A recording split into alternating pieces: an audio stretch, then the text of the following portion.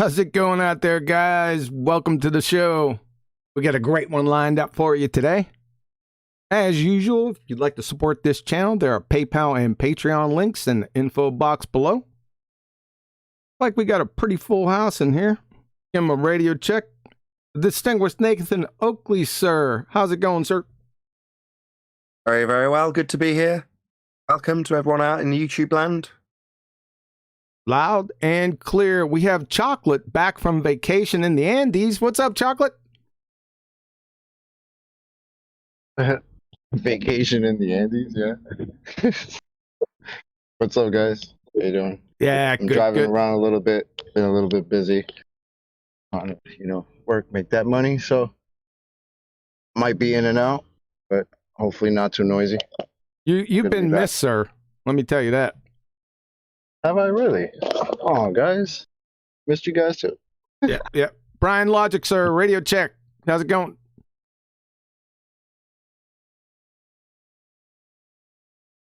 Alrighty then.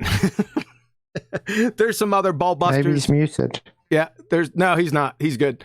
There's some other ball busters that are on sort of vacation. It's getting around that time. We're getting real close to summertime, so you're good to go out there. Shout out to Betty. She couldn't make it today. We got the Black Swan again. What do you got to say about that? I think it's epic. It's got a new name, though. Blackpool Swan. Nah, that's a completely other Black Swan. But, okay. Like I said, I still like to run home to mama with this one. It's more cut and dry. It's not too squirrely. There's two different ways of looking at it, because there's the Black Swan argument, i.e. the Karl Popper argument, the Modus tollens argument, and then there's the Black Swan image.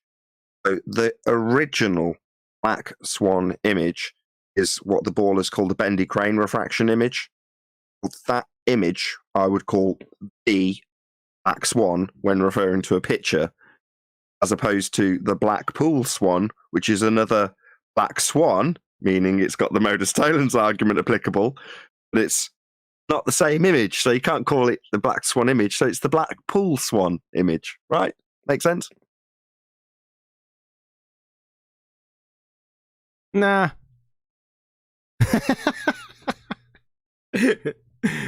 Like I said, I still like that one because it's really cut and dry. Not that the Blackpool Swan's not.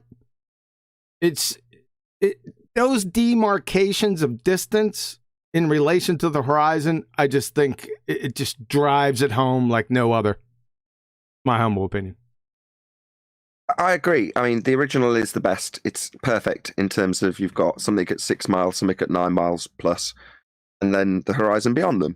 It's very cut and dry. I can't agree with you more. There's a reason was the originator of the argument. That's why it's called the Black Swan as an image. is very cut and dry. There's your demarcation points to the horizon. That's all they serve. I know it's been 18 months, but I'll still say it. That's their only purpose. The argument isn't about the oil rigs. Just thought I'd drop that in. No, I'm telling you, Nathan, this very morning, not more than 90 minutes ago, I got bendy crane refraction and the oil rig argument. I swear to you, it's just scroll up the main text chat is people doing the same thing to me. I can't believe it.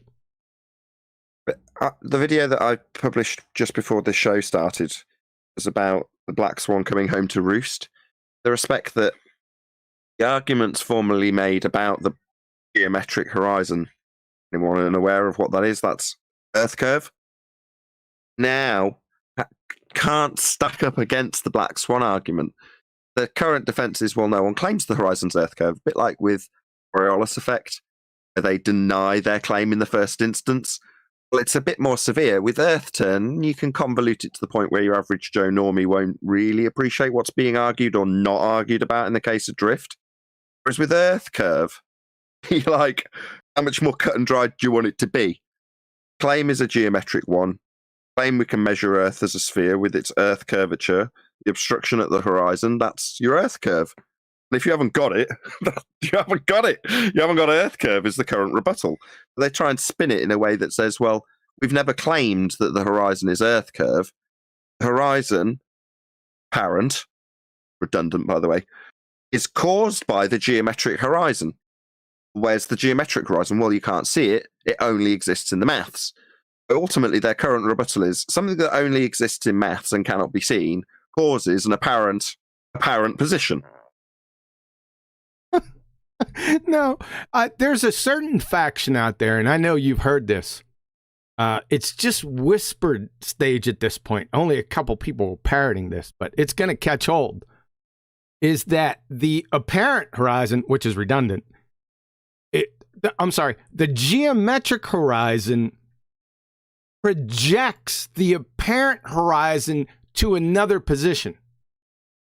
So I don't know what you do with that. If you accept it, well, other than laugh, if you accept it at face value, the argument and the maths and the claim requires a tangent to do the geometry. Therefore, having a justifiable way of saying it's projected, if that's the word you used, into a non-geometric position, like that's a self-defeating rebuttal. As soon as you move the horizon, it's no longer your geometric claim. It's no longer Earth curve. You know, the thing that used to block boats and buildings? So it's like getting it through to people has taken literally 18 months, but it started to reach the point where you can say, yes, you do definitely claim the horizon is Earth curve. You definitely claim you can measure it with geometry. You definitely assert that it's blocking things and show us geometry to claim that's what's causing it. So trying to deny your claim of Earth curve in the first instance is not going to go too well for you. But 18 months of hand waves, it started to come to the point where you have people saying, no, we've never claimed the horizon that we see is Earth curve. And yet I've got hundreds and hundreds of hours of people saying exactly that and drawing tangents. And when they say, well, no, when we drew a tangent, we didn't need to draw a tangent to do tangent-based geometry. We could do it without one. Like, no, your argument's now descended into farce, globe believers. You don't have to like it. Yeah, it's laughable. Before we move on to that, let's just take care of some chat skank powers. Activate. All right, listen, guys. I talked to Witsit. It was on Wednesday or Thursday, and he told me regarding the Skankbeard fraud incident, he told me that there was a gentleman with him, and it was most likely his voice in the background. Okay? So, McGoober and Skankbeard, you're off the hook for that charge. You understand that? So all you skanks, McSkanks, can go back and crawl underneath the abominations of the earth from whence you came. All right? They're still sack-sniffing retards. you know, McBooger eating schmuck and Skankbeard, yeah, that charge still is levied. So just want to make sure now, go return home, right? It's over. We're on to the Black Swan, you know, the killer of your ball-tard spinning space monkey religion. Got it? Thanks.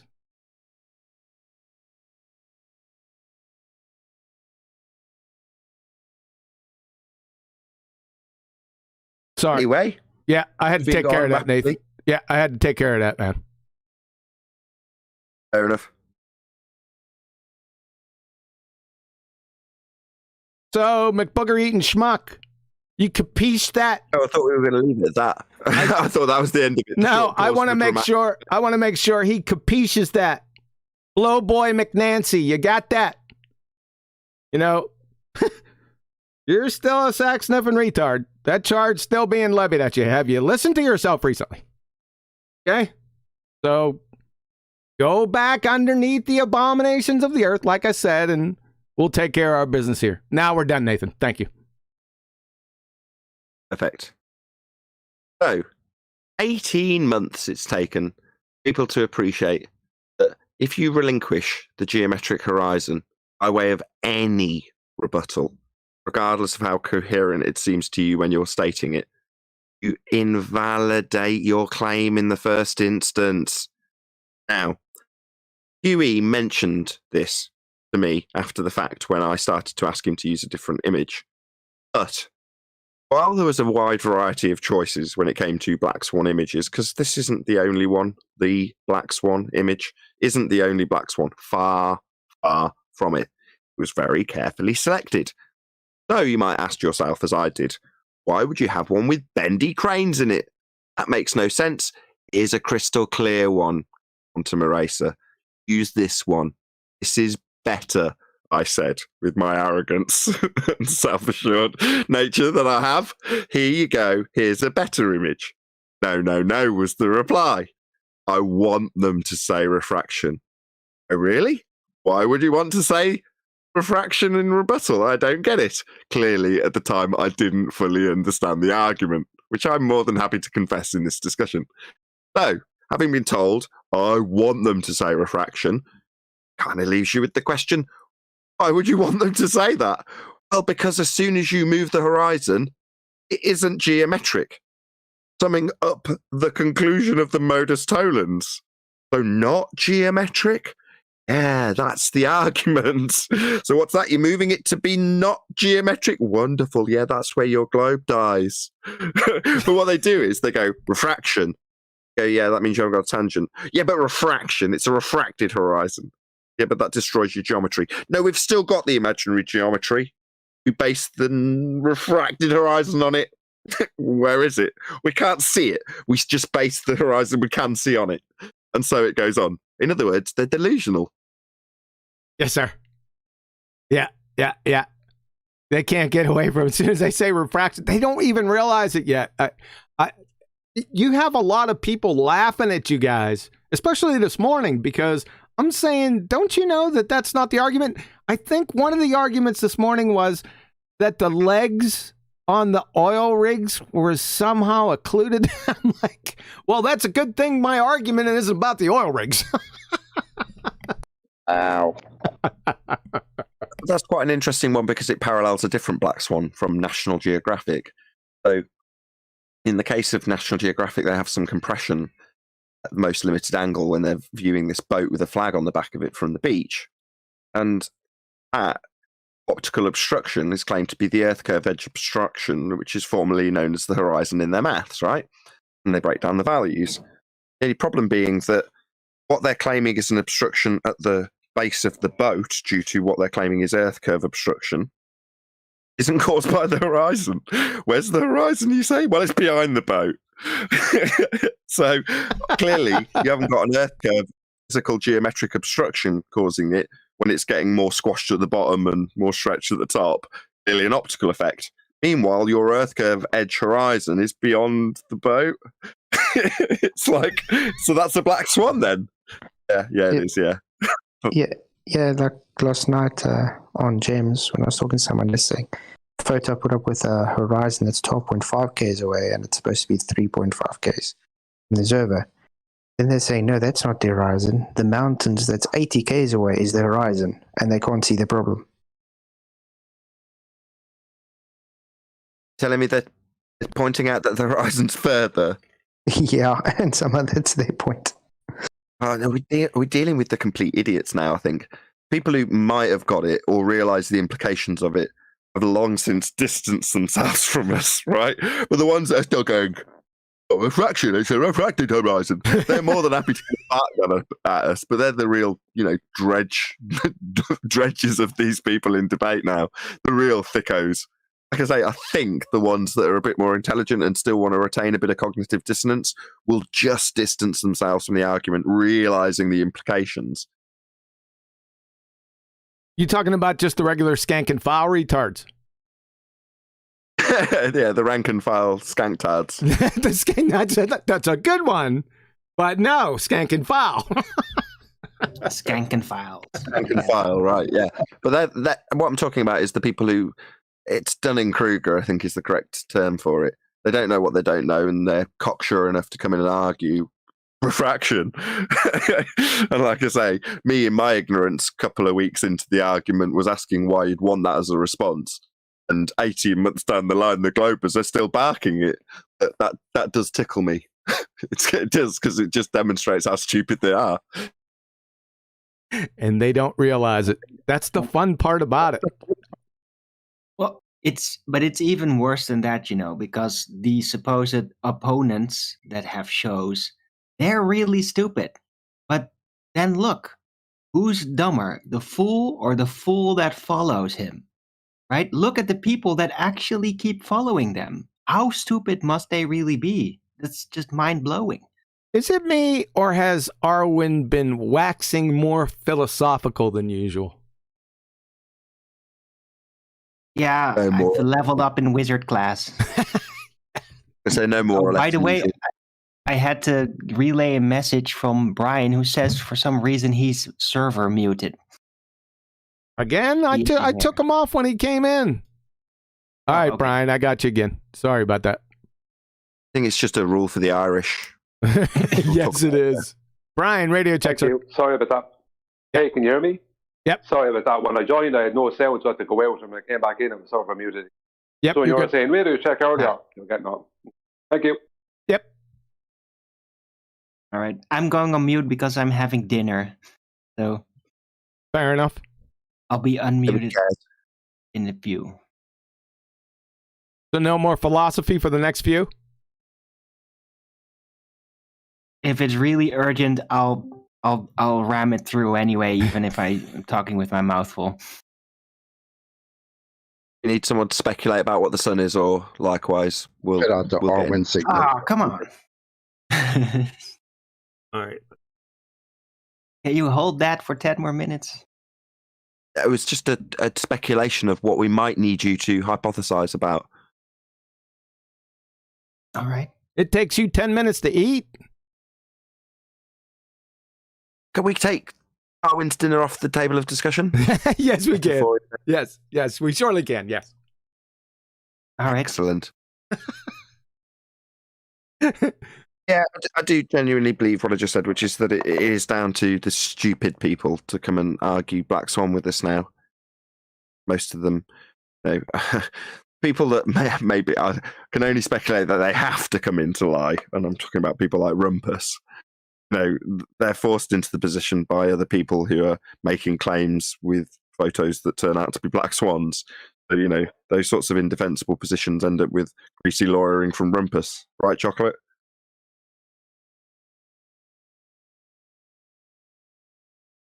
Yes, Rumpus is the best of the greasy lawyers. Speaking of that, thank you. That reminded me, and I almost forgot. And I always do this. So the Numpty Baltard playlist, make sure you guys are hitting that up. There is a link in the description for the playlist.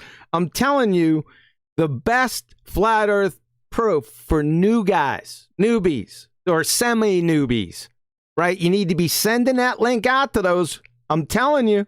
And speaking of which, we got some numpties this week. This is going to be a classic week, let me tell you.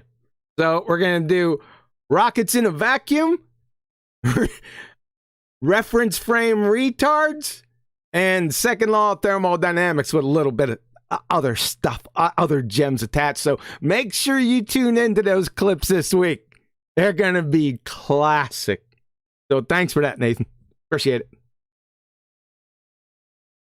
Yeah, you hear that, ballers? We're using your words as proof we're not on a sphere, aka flat earth proof.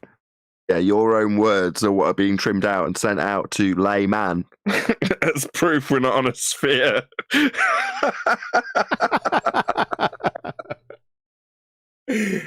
I'm telling you, wait till you hear this week. You ain't gonna believe it. Well, yeah, you will. You actually did them on a delayed release now. Say again? Originally, you were like, I just want to pump them all out at once. And I was like, no, schedule them, delay them, let people appreciate them. Your wisdom in that area, that's why you were consulted. So you set me straight. Yeah, appreciate it. I look forward to it. I know the schedule, you plug it a lot, people know they're out there. And, you know, they come out relatively regularly, 3 times a week, Monday, Wednesday, and Thursday. That's enough for you to miss one. And then, you know, it warrants going back and looking at the playlist. Did I hear this numpty clip? I don't believe I did. I'll chuckle at this one again while I'm at it. You know what I mean? Yeah. Yes, sir. It's the playlist is the key, right? That is the key. If you miss it, not a problem. If you miss it live, go hit that playlist. Wait till it gets to about 150. Just wait. Oh, and from some of the kings, not just the skank and foul ones, some of the kings of the spinning ball tard space monkey religion on there. So look out. It's a coming.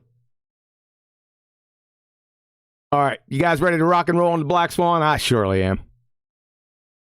Think so. You all ready? Yep.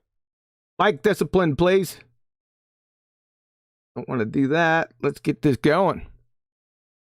So like I said, I think this is about the 10th, 11th presentation. I'm not for sure. It's somewhere around there with the Black Swan.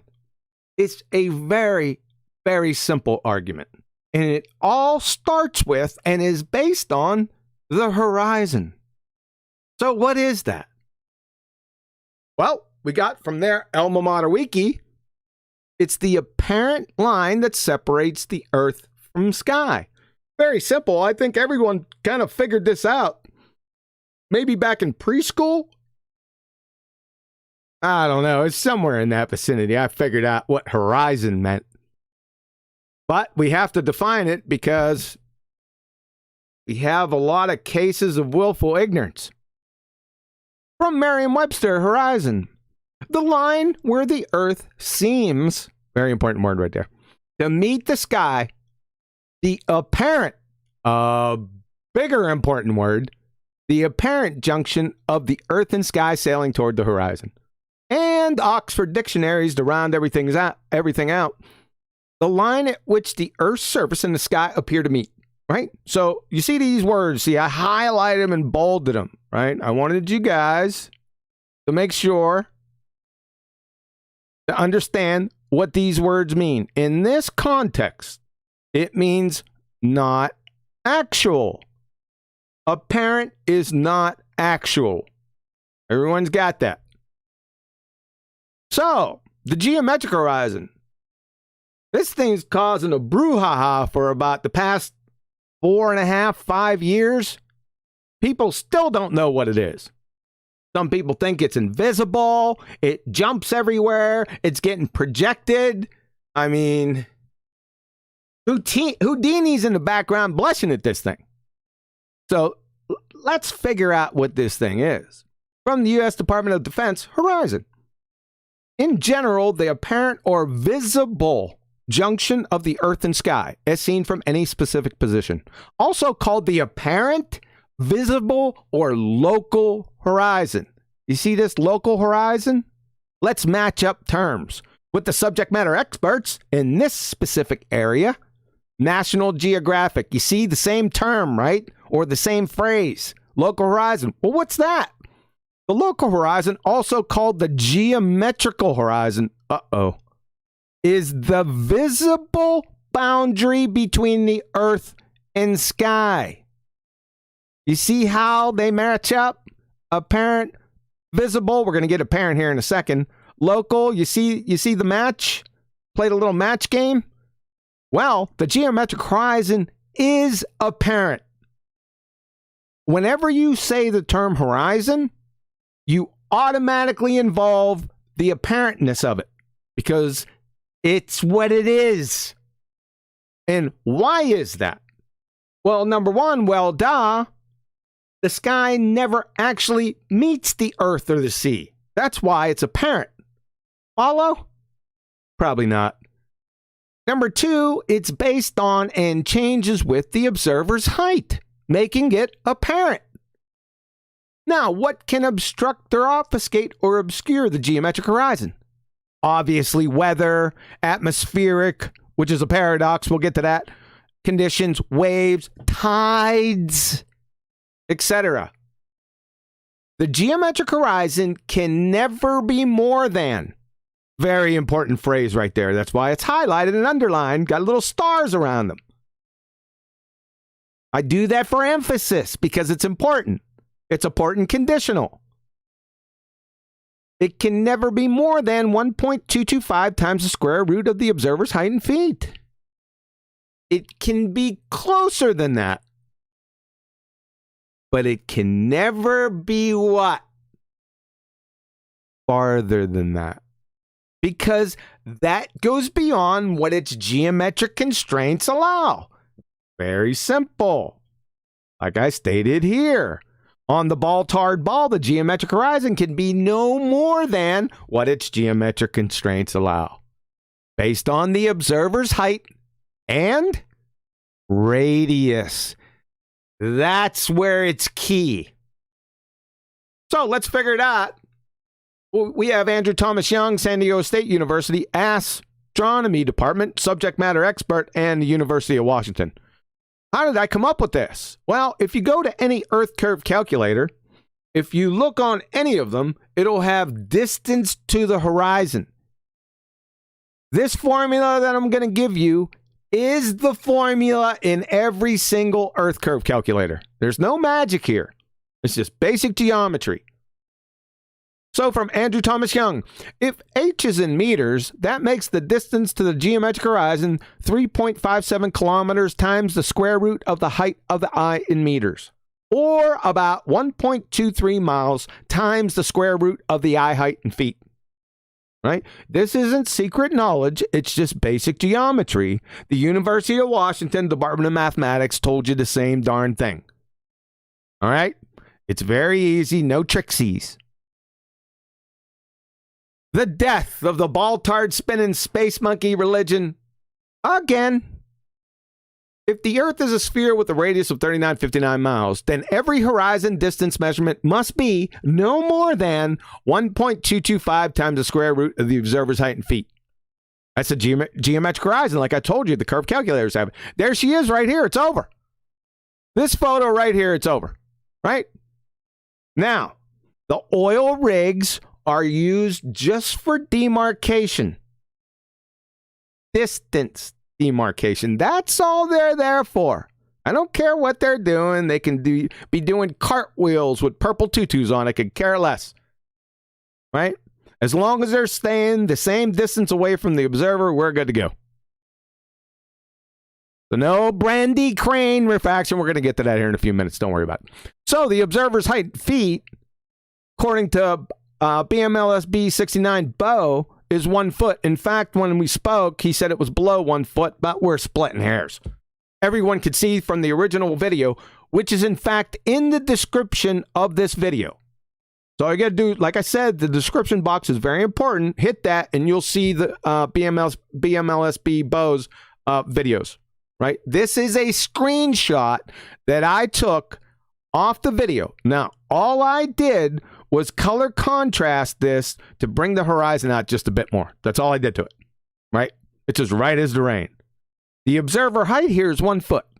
The distance to the horizon, that geometric horizon, is greater than 9.41 miles. It's easy to see because the horizon is behind the second platform at 9.41 miles.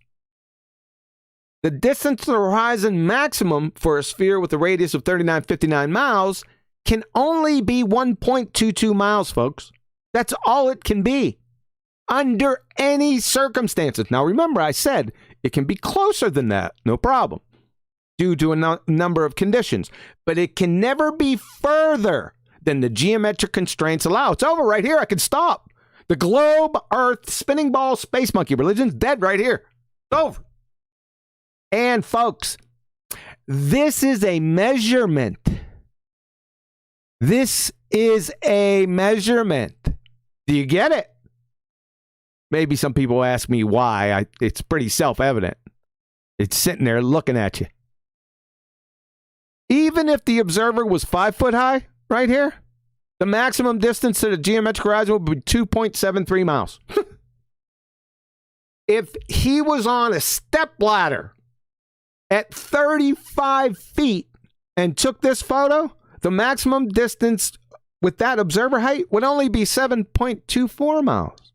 It would be in between these two platforms, even at 35 feet. Ding dong, the ball's dead. It's over. The argument, Modus tollens. Holy shnikes, this is going to leave a mark. If P, then Q, not Q, therefore not P. If the Earth is a sphere with a radius of 3959 miles, P, then every horizon distance measurement must be no more than 1.225 times the square root of the observer's height in feet, Q. Not Q, because the horizon distance is greater than 9.41 miles. We'll get to that in a moment. Again, therefore not P. The Earth is not a sphere. The ball-tard spinning space monkey community, please allow me to introduce to you your Black Plague. There she is. Isn't she a beaut? How about this beauty? You're done. Finished. Kaput. Ya putzes. If you don't like this one, we can go to this one. How you like me now? Questions, comments? Yeah, I was so tempted to interrupt right at the beginning of the presentation and say, did you hear that? The argument is about the horizon. You all hear that right at the beginning? Maybe not. Yeah. The thing they throw away now that they don't want to talk about.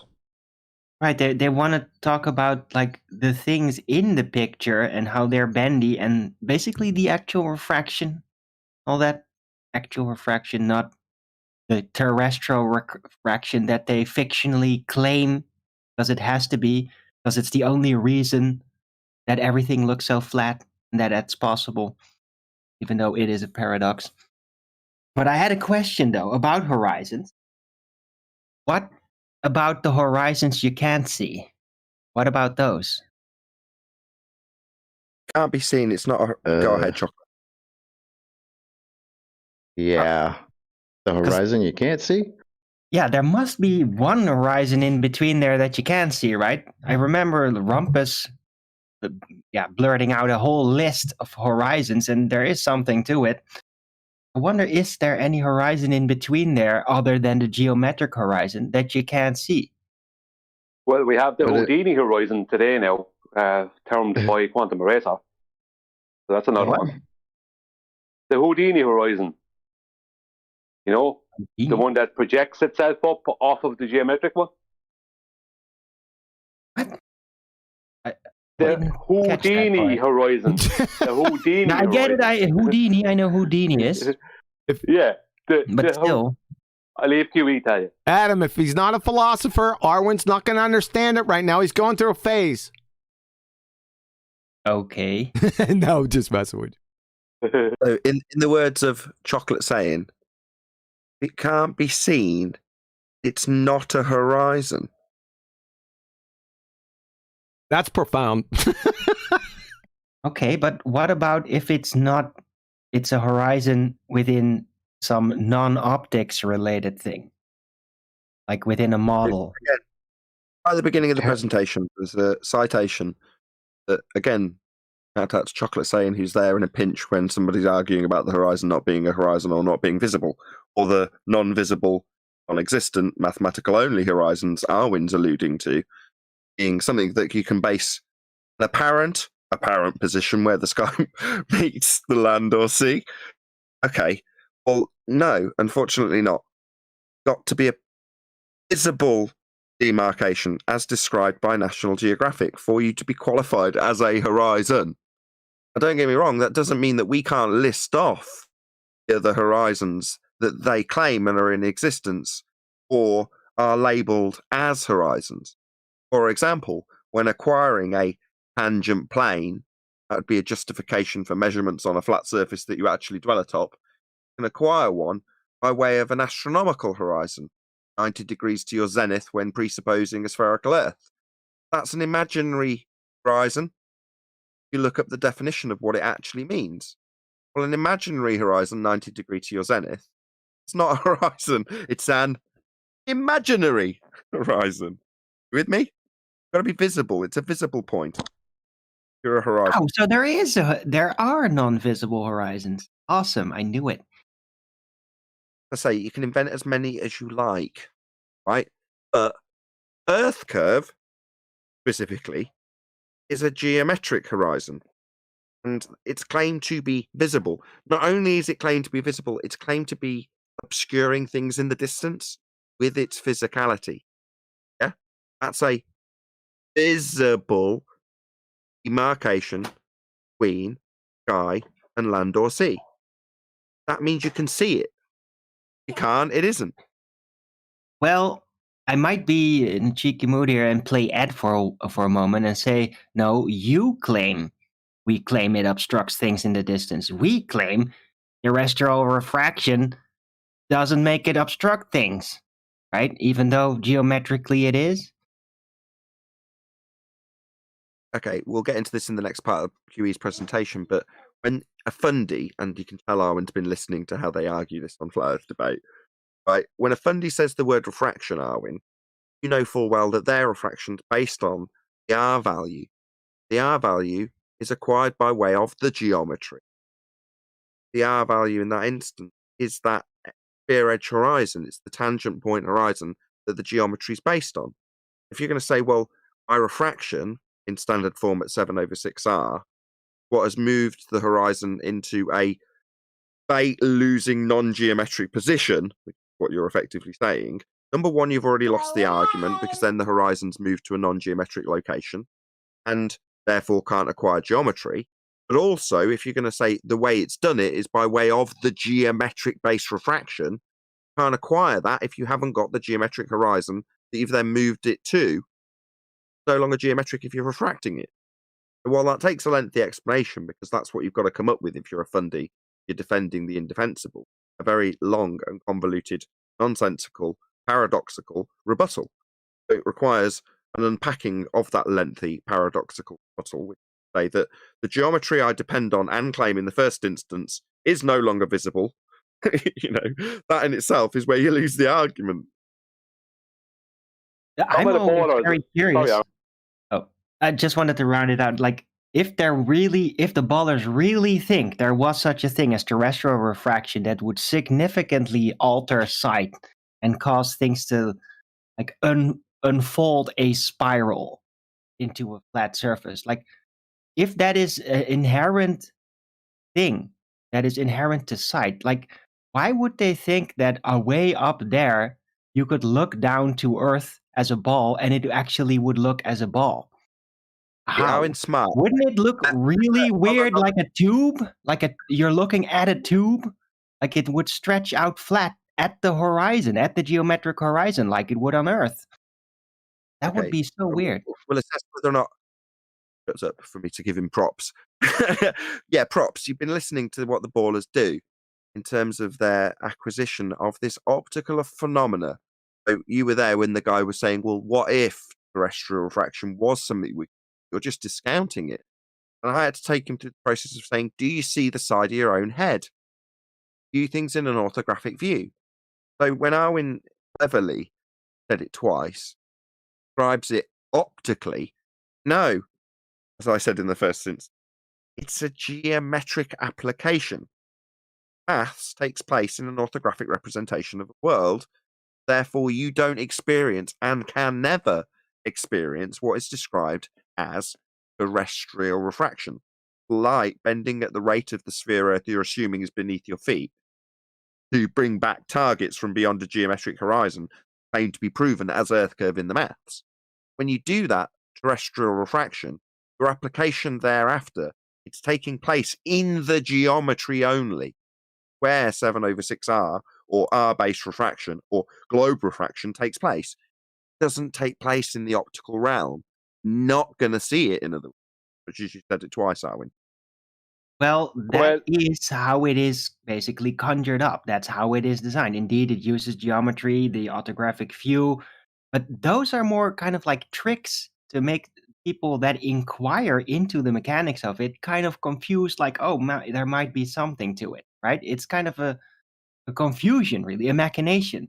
But what they really suggest, if you would basically overlook the details of how it was conjured, if you would assume that it's actually a real optical effect, which is where it springs from, it is bending light, causes you to see things differently as they are geometrically, well, what would be the overall consequences of all that? I don't think you could ever go supposedly up into space and then look at the Earth and it would look like a ball. No way. If it doesn't look like a ball at Earth at ground level, why would it look like a ball up there?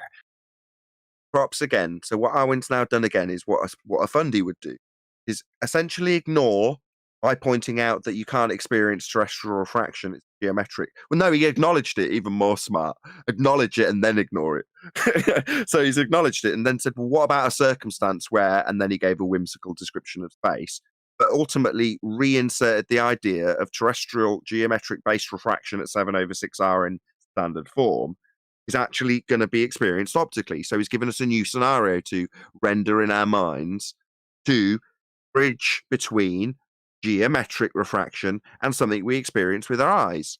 They're never going to be linked together. They can't be. They're not linked. They're not experienceable. One is not experienceable in the other's realm. So no matter how much Arwin now comes back with another scenario potentially, we'll link the two together. But what they'll do on the globe side, I'm sorry to talk so long, Arwin, is they'll talk to you in a very educated manner about what real refraction effects are. Maybe even show you something happening in a fish tank. Who cares? They'll be educated on the subject of optical effects we experience. At some stage, like Arwin's done twice, but happily hasn't fundy muted me while I point it out, you have to bait and switch your opponent, if you're on the globe side, I reiterate that, with 7/6 of a radius in standard form, that's terrestrial refraction, versus what you've previously spoken educatedly about optical effects. So that when you do put the mathematics of what they say light does on a globe, don't notice that what they were talking about previously when describing, say, looming, for an example, that wasn't what they're mathematically actually doing. It's a bait and switch. Yes, perfectly stated. That's exactly what. Hey, shout out. Let me interrupt you for a second. Brian, I know you wanted to add something. Just hold off for a second. Shout out to Tony Wickham. Super chat. He said, this is right on point. Ball Earth is so much fun. As a kid, believe it. But as an adult, you have no excuse. Very true, sir. Thank you. Brian.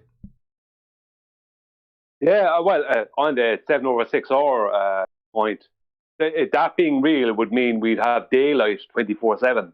And on a full moon, we'd have to have protective glasses on us because the light would be so unbelievable. Because the sun could never set under those circumstances. Like what I mean is that the light could never go away because it's always being bent up around the curve.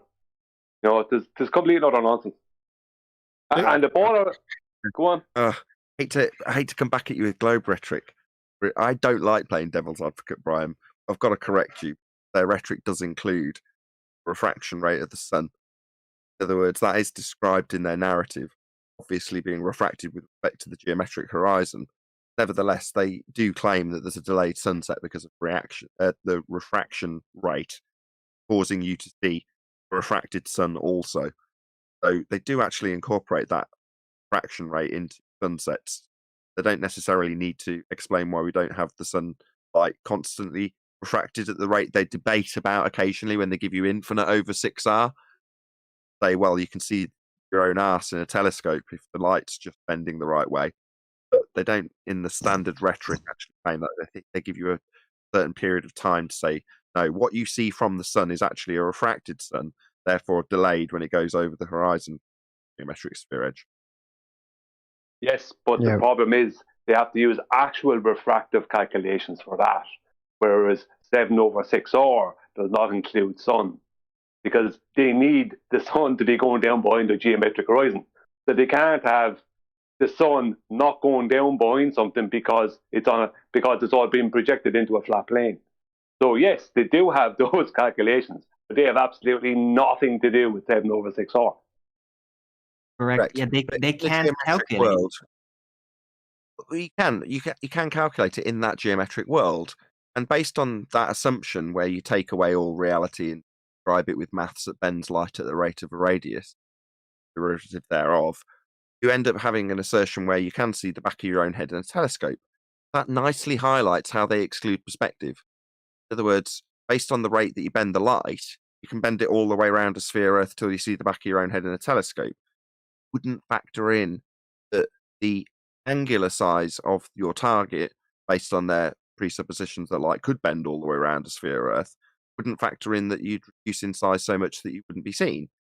Because in their maths, when they do that or make that claim, you're still just a 6-foot man in an orthographic view with a circle drawn all the way around to the back of your own head.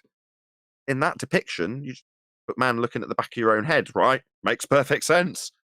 No, not only does it not make sense because light doesn't bend at the rate of a radius in an orthographic view, not only can you not get that perspective, it doesn't include any perspective.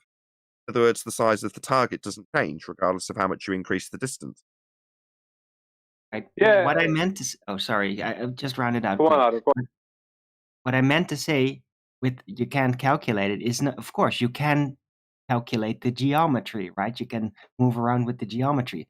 But what you can't actually calculate about terrestrial refraction is it as an optical effect.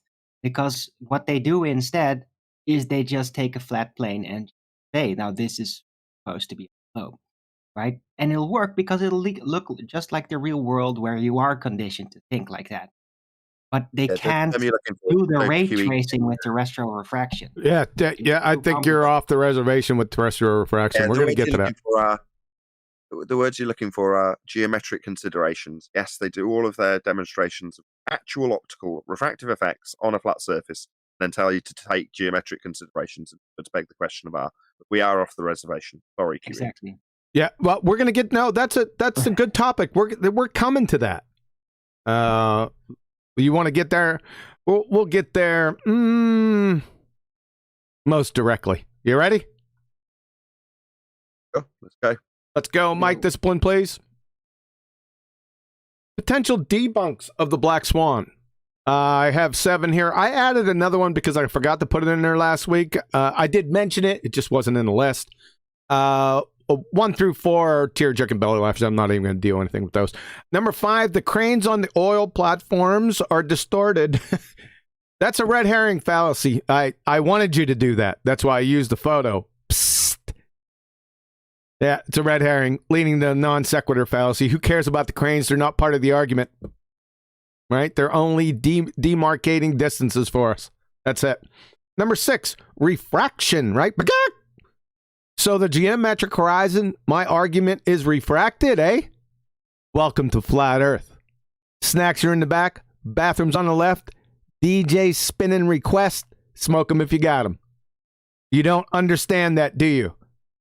As soon as you see geometry refracted here, you see this? This is a big problem. This is another paradox, right? We'll get into that more over the next few minutes. And number 7, I just brought this up earlier.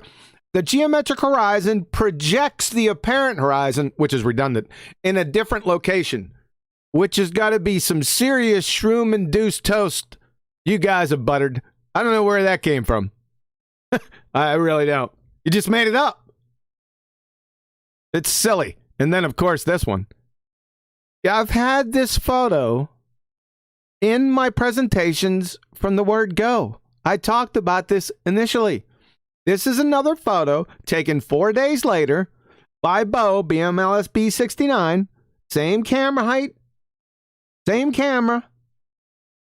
4 days later than the original Black Swan. Does this observation debunk the #1 globe killer? I mean, you got to think about it now. It doesn't take that much. You don't have to be a rocket scientist, right? Let me try to help you. These two photos, like I said before, are taken with the same camera and camera height 4 days apart. You have A, the Black Swan, and B, the second photo is taken 4 days later. Not only are A and B both Black Swans.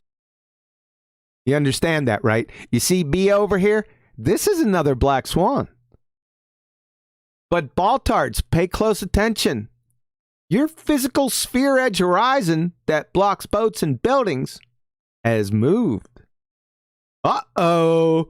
SpaghettiOs. I don't think you understand the ramifications of this. You just bypass this, whistle right past the graveyard, right? Just looking at these two photos, your globetard ball is dead. It's dead. You don't realize it, do you? I know you don't, because you keep on posting B photo to me at least twice every 3 days. Some weeks it's a little bit more. It's like 20 to 30 times. Unbelievable. Do you know that what this is exactly telling us based on the horizon is that your spinning ball space monkey religion is inflating and deflating? Is that possible? Psst, kablooey. Kablooey, you don't get it. I'll stop right here. I think maybe you might want to comment here. Sometimes I go on for too long. Does anyone want to comment with this? No. Refraction. No? My spidey sense was tingling that somebody might want to talk about this, but this pretty much covers it. I don't know how much further I can break these two photos down for you. Do you get it? Get my word. Well, no, I think what- go ahead, what- Brian. All right, I'll go after that. Go ahead. Want to go, Brian? No, I said I'll go after you, Nathan. You always go first. Come on. I've actually forgotten what I was going to say now. Okay, I lead just not to have dead air. Yeah, you know, what has that second photo got to do with anything anyway? The whole point is that the first photo is impossible. So it wouldn't matter where the second what the second photo showed, as the first photo is an impossibility on their model. So who cares what it shows? You see this second... Go ahead, Nathan, you. sorry. So it highlights the danger of hand-waving this argument. A lot of them have done. Is to say that they'll come across another photograph. Think affirms your ball Earth position. Because you've hand-waved the argument, you haven't assessed the picture you're going to present or its validity in the constraints of the Modus tollens argument. In other words, you look at the picture and go, haha, something looks like it's blocking the bottom of the oil rigs. Oh, this is obviously a globe Earth proof. I assume the horizon's Earth curve. What they don't do is go, where should the geometric physical sphere edge horizon we call Earth curve actually be? I.e., assess it for its validity within the Modus tollens structure. They don't do that because they've hand-waved it. They'll throw up the second picture and go, there you go. How do you explain how the oil rigs are obscured? You go, yes, our argument's about the position of the horizon. So let's have a look at the horizon. Where is it? Oh, what do you know? So it's beyond the geometric limitations of the sphere, radius 3959. Therefore, this is a black swan also. Same goes for the black pool swan. You might say, well, the demarcations aren't cut dry, and I'd agree with you. Change that it's a black swan. Same goes for the secondary picture, which correctly identified straight away by you, was in the first presentation. And your reason for having it was to make the very point I'm making now. Oh, right. So this now shows something that you assume is a physical sphere edge getting in the way of the oil platforms. Yeah, but it's still a black swan. Know your opponent's argument. Especially if you're going to start making claims. Especially if you're going to crop stuff out. Because if you've hand waved the argument, you won't think to assess it.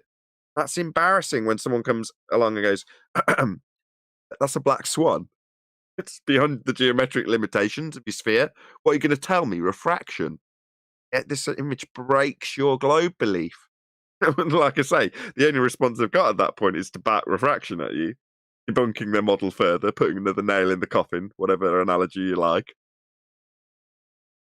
Yep, you took my thunder with a man. You totally understand it. Yeah, they don't understand that these two, the combination of these two photos, once you look here, well, you're dead to begin with.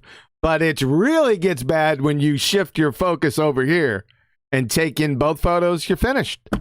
Don't you understand this? Have you been mainlining fluoride or live around power lines? You really have to gonna evaluate that there, Baltards. Because this, I don't know how we can break this down any further. I guess we'll do it 265,000 more times in front of you. And all the people that are sitting back not saying anything, evaluating how you react to these things, are laughing at you. This is, I don't know, second grade? I think somebody in first grade can understand this. I really do. I don't think I'm exaggerating. There's one more fundamental thing that people miss when they present a new image. We have, so far, we might be, I don't know, on the rest of this presentation, but brush over it a little bit in this show. Say that understanding of what the Karl Popper analogy is in the first place would preclude you from presenting any further evidence. That's true. And I'll explain what I mean. So, Karl Popper analogy, the reason it's called the black swan, because it's a challenge to an assertion, claim, all swans are white. But in the analogy, you've already got a claimant, person A, makes the claim that all swans are white. Every swan I've ever seen is white. There are no black swans. They are all white. Now, to respond to that claim, you only require one black swan to dismantle the claim in the first instance. So if you're claiming all swans are white, you only need one to prove that claim. Now, if you, globe believer by comparison, make the claim that the horizon is Earth curve, is a geometric claim, and you only need to demonstrate a violation of that geometric claim once. Because, as actually been covered in this show, you can't inflate geometry. Dumb that down one step. You're looking at the edge of a hill. There's something over the other side of the hill. You can't physically increase the size of the hill. Weighs the physical size measured physicality that the hill is. Now, if Earth's a sphere, it has geometric limitations, the same as the hill has physical limitations. Now, those physical limitations are laid down in Earth curve maths. And you only need to show once that the horizon, which is your geometric Earth curve, is beyond the limitations of Earth curve to demolish the claim of Earth curve being the horizon. Now, you can't refract it because you need the geometry. It's the claim in the first instance. Like you only need one black swan to disprove all swans are white, you only need one demonstration of a horizon beyond the geometric limitations of the sphere to debunk the sphere. Articulated exquisitely. Thank you very much. If you don't get that, folks, I can't help you. Now, the big guy. Atmospheric refraction. I'm telling you, and this isn't a stereotype fallacy. I've been out here for 5 years. I have yet to hear one ball-tard spinning space monkey understand refraction. Refraction. That's all it is. Now, it may go a little bit deeper, like bendy crane or something like that, but that's where it ends. The argument is one word. Refraction. That's it. And like I said before, you see this little guy right here? Atmospheric. See, that's a paradox. That's a contradiction in terms, in other words, because atmo means air. Air is a gas. Sphere, hey, stay there. Sphere is a shape. Folks, gases have no inherent shape. There's a problem right here. Now, does light refract? Yeah, but that's not what we're talking. We're talking very specifically atmospheric refraction. That means that their gases have to curve. Outrageous fairy tale bollocks. But we're even going to deal with more death blows other than that. Let's take a look. So, refraction. So, what is it? Like I said, let's just roll with their paradoxical phrase. I call it paradoxical refraction, but we'll go ahead and toe the company line. From their alma mater wiki. Atmospheric refraction near the ground produces mirages. Such refraction can also raise or lower or stretch or shorten the images of distant objects without involving mirages. So it looks like we have 1, 2, 3, 4, 5. We've got 5 atmospheric refraction effects. Okay? Let's go back to wiki. This says number 2 right here. Cited is the Andrew Thomas Young, subject matter expert from San Diego State Astronomy Department. While mirages are the best known atmospheric refraction phenomena, looming and similar refraction phenomena do not produce mirages. Mirages show an extra image or images of the mirage object, while looming, towering, stooping, and sinking do not. Very important statements right there. No inverted image is present in those phenomena either. Depending on atmospheric conditions, the objects can appear to be elevated or lowered, stretched or stooped.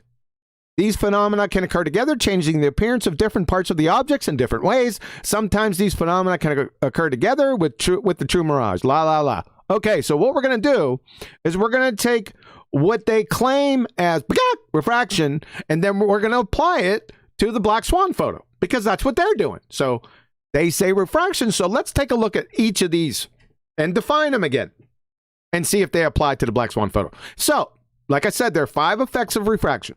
So is the horizon miraged? Mirages show an extra image or images of the mirage object, right? So, is there an extra horizon, an extra image of the horizon in the black swan photo? No. Then it's not a mirage. And there goes your paradoxical geometric horizon refraction. Right? We'll get back to that here in a few minutes. So 1 down. Let's do 2 and 3 together. So is the horizon towering or stooping? Now, what are those? Let's go over them again. Towering and stooping change the apparent shape of the object itself. With towering, objects appear stretched. With stooping, objects seem to be shortened. So, is the horizon stretched or shortened, stooped in the black swan photo? No.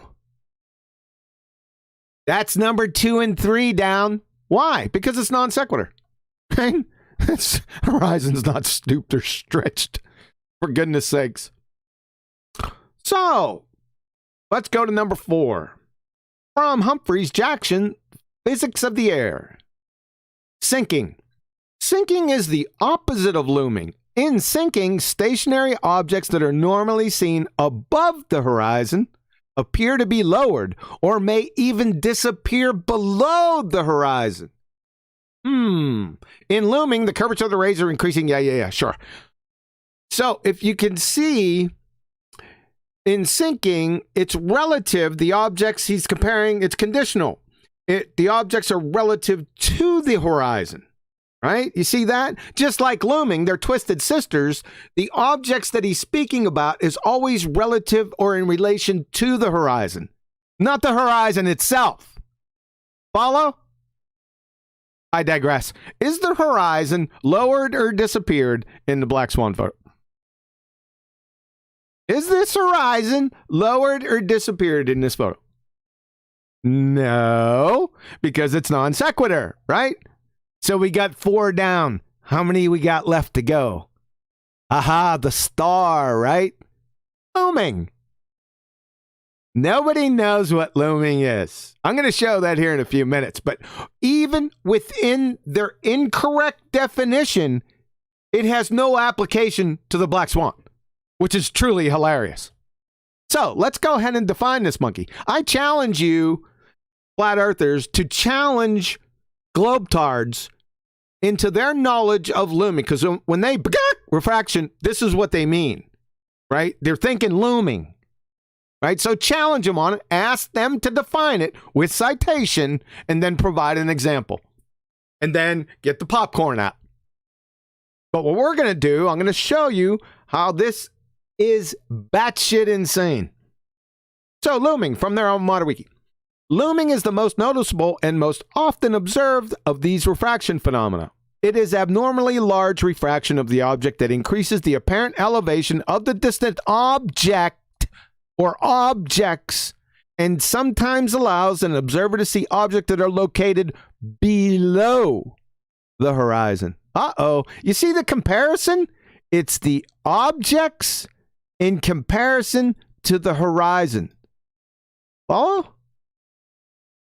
Let's go to the subject matter expert again, Andrew Thomas Young, San Diego State University Astronomy Department. Looming. It's cut and dry here. The appearance above the horizon of a distant object that would normally be hidden below it. See? Right? It's comparing the object to what? The horizon. It always comes in pairs. So objects to the horizon, not the horizon. The horizon doesn't loom above the horizon. Even in your incorrect definition. These are incorrect, but it's still non sequitur. We'll get to this terrestrial refraction here in a moment. So, is the horizon appearing above the horizon in the Black Swan photo? Is the horizon appearing or looming above the horizon in the Black Swan photo? No, it's non sequitur. It doesn't even make any sense. Of course, that's probably why they don't go past refraction, right? Because they ain't getting to anything specific because they don't even know what refraction is, right? So 5 down, they're all dead. We just battered them.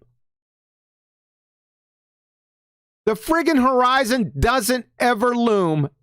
Ever. So now this is what we're going to get. We're going to get to terrestrial refraction. This is the game, folks, right? So in his definition of looming, if we continue, this effect is caused by unusually large terrestrial refraction. We're going to have to find out what that monkey is, right? Usually due to a thermal inversion, looming is the opposite of sinking. Yep, we already know that. Both are refraction phenomena, yeah, but not mirages. Okay, thanks. That's what we're going to deal with right now. What is terrestrial refraction? Well, folks, this is a stone cold begging the question fallacy times 2 within a paradox, a contradiction. Does light refract? Yeah. Is that the same that can be accounted for by terrestrial refraction? Answer? Nope. Keyword terrestrial. You see, terrestrial refraction already assumes a sphere. That is, the calculations assume the radius of the curvature. right? He's going to tell you, Andrew Thomas Young, the subject matter expert, is going to tell you right now the game that he plays. Here he is. Listen closely. The atmosphere is also curved. Look at this. There's the paradox, right? Because as we already went over, atmo means air. Air is a gas. Sphere is a shape. Gases have no inherent shape. They don't have any definite volume either, by the way, without a container, but I digress. So he's telling you the atmosphere is also curved. He's in Narnia with that statement, as it follows the shape of the Earth. In the calculations below, we'll adopt a rough value of 6,400 kilometers as the radius of curvature. Where'd you get that, Andrew? To make the calculation simple, he's finished. You got two begging the question fallacies and a paradox. In this, it's a short sentence or two short sentences. See this? Professor, you're assuming the premise atmosphere is curved, which is batshit insane. Then by proxy, Earth curvature to prove the conclusion true. They're your premises. That's terrestrial refraction looming. That's a textbook begging the question fallacy circular banjo do-si-do. This is third grade. You can destroy this. Right? This is a joke. Somebody needs to go get Andrew Thomas Young. He needs to stand for account with this. This is ridiculous. I know they're little color commentaries. I just explained it to you, though. I explained who, what, when, where, why, and how. Unbelievable. So let's get to the meat of this. Remember I said even within their incorrect definition of looming, it has no application to the black swan whatsoever, even though it's wrong. I'm going to show you how it's wrong right now. Nathan, do you want me to go into this, or you guys want to say something because this is a little bit lengthy?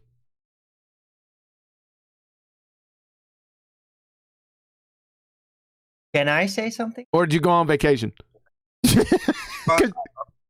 I say something? I want to see if anyone got a more worthy point. I do have one point, but Arwin, go ahead. Go ahead. Yeah, baffled by the paradoxical spiral of somebody here in chat who claims that the terrestrially refracted geometric horizon still blocks things behind it with insight.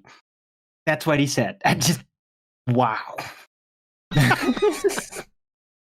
that was it. That's it. Thanks. Go ahead, Nathan. Do you had something to say on that? My spidey sense was going off. Well, it got the description in a more long-winded way about begging the question. Do-si-do, Andrew Thomas Young's going through. But when you said that his light is bending, and no, and I disagree with you. Really sorry. But actually, yes. And the reason for his light to be bending at the rate that he gives, because he's got atmosphere. So they're begging the question fallacy starts the way they describe what the air is in the first instance. Now, you have pointed that out, but you just didn't link the two. In fact, you decried one with the other. You're like, well, no, the light isn't going to be bending. Well, yeah, it is, because they're saying atmosphere. Once you accept the atmosphere, that's atmo, air, sphere, fundamentalist religious presupposition, then you're already into their begging the question, and they can make that statement as factually accurate if you accept atmosphere. That was my minor point. That was it. Cool. I want to spend some time. I wanted to stop. Like I said, I kind of felt that one, but I wanted to stop on this looming and just drop anchor using the parlance of our time right here, because I think this is really important. I'm going to show you how their definition is incorrect with example, by demonstration, not just a nuh-uh. I'm going to show you. Like I've been doing this for the past year and a half. People ought to be catching on to it, but they're not. So I'll just keep doing it. That's the definition of insanity. Keep doing the same thing, expecting a different result. Yeah, maybe a few people will catch on, right? And then just bust the baltards right in their incoherent chops with it. So here we go. We have the champion of the world, Andrew Thomas Young. And we have a scrappy contender, his Huckleberry. right underneath here. Let's see. I'm going to define these and then provide examples. We're going to see which one's correct. So, Andrew Thomas Young. The appearance above the horizon of a distant object that would normally be hidden below it is his definition of looming. You'll never hear any baltards state this. They'll give half definitions and stuff. They won't even say this because they know they're finished. Right? But I digress. Okay, everyone's got that. So, quantum eraser, Andrew Thomas Young's Huckleberry, his definition of looming is nothing more, than an optical illusion produced by the sky being inferior mirage underneath an object, giving the appearance of said objects floating above a false horizon. Ladies and gentlemen of the jury, Exhibit A. This is the quintessential example in Globetardia of looming. Okay? When we first started talking about this, I told everyone there's a little trick called off-center vision, right? They teach it in the military. I didn't need to be taught it. I did a lot of night operations before in the military, so I already knew. But if you look where the horizon should be, use your off-center vision, don't look at it directly, you can actually see it, right? It's right off the bow. In fact, I don't even have to use off-center vision. I can see it, right? So, what we got going on here, we got the sky being inferior mirage underneath the boat, giving the sense that the boat is floating above a false horizon. There's the false horizon right there, folks, right there. Yeah. If you look real close to this photo, you probably won't be able to see it on the stream. But if you look real close, you can see that the horizon right here is fragmented. That gives you another clue that this is baloney. But if you're really, really unsure, you just have to wait for the baltards to open up their incoherent blowholes. We have a special one here today. I introduced to you Mick West. He took this photo. You see that photo, folks? It's the same one. Right? Now, the tabloid media were calling this a mirage because they're basically clueless. And so is Mick West, but that's another point. He did get this correct in 2 parts, not the third part. So, he classified it. He said it's not a mirage. Mick, you're correct. This is not a mirage by definition. Remember what mirages were? Go and scroll back in the presentation, rewind back, and you'll figure out why this isn't a mirage. Conspiracy cats, you listen in. Because conspiracy cats thought this was a mirage also. He's laying down there toe tagged back here in February. Just go back and listen to him say it's a mirage. So this is not a mirage. The real horizon near here. Remember, we identified it. All he did was color contrast again. Right? He said the false horizon, right? He identified that too, was due to fog. Of course, that's incorrect. It's the false horizon. It's just not due to fog, because if it was due to fog, we wouldn't see the boat. Right? So I'll give him 95% for this, but he helped us out, right?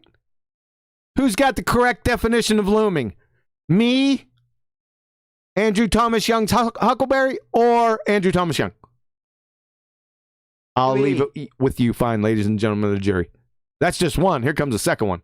The second volley, right? I think this was 2014 or 2016 Scottish Open. Don't worry about this photo over here. Just look to the left. You don't need off-center vision to see what's going on here, right? Because I could see where the true horizon is. Right here. Or the actual. I shouldn't say that because it's not actual. But where the horizon is, right there. That's where it is. What's happening here is the sky above the boat is being inferior mirage beneath it, given the appearance, the false appearance of this boat floating above a false horizon, which is here. Color contrasted takes it right home, right? They actually didn't need to do this. Anyone with a can fog a mirror can understand what's going on here, right? Now, whose definition is correct? Like I said, I'll leave it with you fine folks. And lastly, shout out to Betty. Like I said, when I first showed her this photo, she said the boats were being raptured. This is one of the best examples, in my opinion, of what they call looming. Right? It has all the ingredients. It's the best one for me, too. Because it shows how my definition is exactly right. Why? Well, you can see the clouds here Now, they're a bit collaged underneath here, but you could see them reflecting down here, right? They're right in line. So what we got the sky being inferior miraged underneath these boats, right? Giving the impression that these boats are lifted up and floating above a false horizon. This false horizon is slam dunk. Look how fragmented this thing is. It's got fragments everywhere, right? And I could see the true horizon or the horizon, right? No off-center vision needed. This is the best example of looming that I've seen. There might be other ones out there, but that's not my point. The point is to take Andrew Thomas Young to the woodshed. They don't even know what refraction, the looming part of refraction is. They don't. They're clueless. So, the appearance above the horizon of a distant object that would normally be hidden below it, that definition doesn't apply here. And how would you know it would be normally hidden below it? That's non sequitur, right? How would you know that? You wouldn't. What's my definition? Looming is nothing more than an optical illusion. Optical illusion, right? Produced by the sky being inferior mirage. What's the sky doing here? The sky is being inferior miraged. What else does it say? Underneath an object, giving the appearance of said objects floating above a false horizon. Ding, ding, ding, ding, ding, ding, ding. Right? It's it. Nothing you can do about it.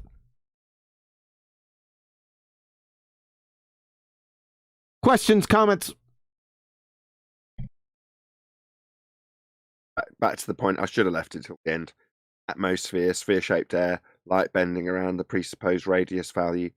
All of what's just been described about looming be an argument that didn't involve those geometric values based on radius. None of them involve that. But, like with Mick West, we'll talk all day about fraction in a very educated way. And Anthony Riley, all credit to him, held him to task when it came to justification for the bait and switch on his website. It was to say, when he says 7/6R, there's a little click here button, takes you to a site that talks about refraction that we actually experience. Doesn't mention R anywhere. That's the bait and switch. They'll make it seem like they know about refractive effects. They'll argue with you about what looming is or isn't. But ultimately, it's not their geometric refraction. Their geometric refraction requires a tangent point horizon. We've debunked it with the black swan.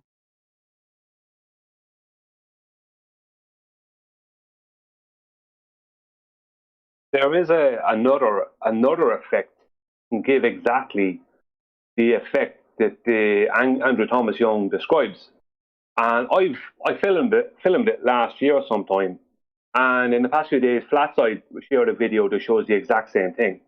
And it's inferior mirage on the horizon and a boat that appears to be floating across the horizon, but it's not. So it gives the impression that this boat is being lifted up above the horizon, but at a distance. But when you can zoom in with a super zoom camera, something they didn't have years ago, you can see that it shows inferior mirage is the reason it looks like that. Whereas if the inferior mirage wasn't there, the horizon would be past the boat. And I filmed this at between 18 and 19 miles. So like people could see that and go, oh, look, looming. But no, not. So there's two examples. The example of the sky mirroring onto the water and inferior mirage on the horizon. Two examples that show exactly what it is that they think is looming. I think that was incorporated in Quantum Eraser's definition, though, versus Andrew Thomas Young. So you're saying, I assume, I haven't seen all Flatsides, I'm really sorry. But I assume you mean the sky is inferior mirage below the line, like a mirror line terminology for the Isle of Man. On that mirror line, below it, you've got an inferior mirage of the sky. Is that what you mean? No, I'm talking about just on the horizon itself. So in my observation, I could see I think it was 18.1 miles. And at a distance, without the zooming, it looked like the boat, the ship I had, was floating across the top of the horizon, not touching the horizon. But it was just inferior mirage at the bottom of the boat that was on the horizon. So when you zoom, you can see that it's just that the boat is inferior mirage down, the bottom of it down. So what happens is it looks from a distance like the boat is floating above the top of the horizon. So it would look exactly like what they think looming is, but it's not. It's just inferior mirage on the horizon, giving the impression, because the bottom of the boat is mirage down the way, it's inverted down the way, it gives the impression that the boat is floating above the horizon when it's not. If the mirage, You've said the same thing. That is what quantum eraser defines as looming, not them. No, So, he's talking about. Go on. Yeah. At that mirror line where you've got the inferior mirage of the boat below itself, everything else on that horizontal plane is also down below itself, including the sky at the same level as the boat. So while you've only got the inferior mirage of the boat reaching the false horizon in quantum eraser's definition, that implies or infers, one of the right words is, the sky is also mirage down below itself to give that artificial horizon below it. Now, it might only be a couple of mil once you zoom in of what you're calling mirage layer. Now, Travis calls it the ether band. That entire horizontal plane is, if you want to use the word refracted down below itself, including the sky. Yeah, I know the one that QE shows, and I know that one. I've known that one for a good while. But this one is slightly different. What I do is I post it into Master B, and you can look at it. And if you want to share it, then you can, or you can look at it later, or share it on the show, or whatever. No, I'm not saying this show. I'm just saying. Yeah. Just so you have a visual of what I'm talking about. Yeah, good enough, man. Post it in there. Yeah, I'd like to see what you're talking about. Yes. All right. Anything else? I want to go over, because this has gone pretty quick.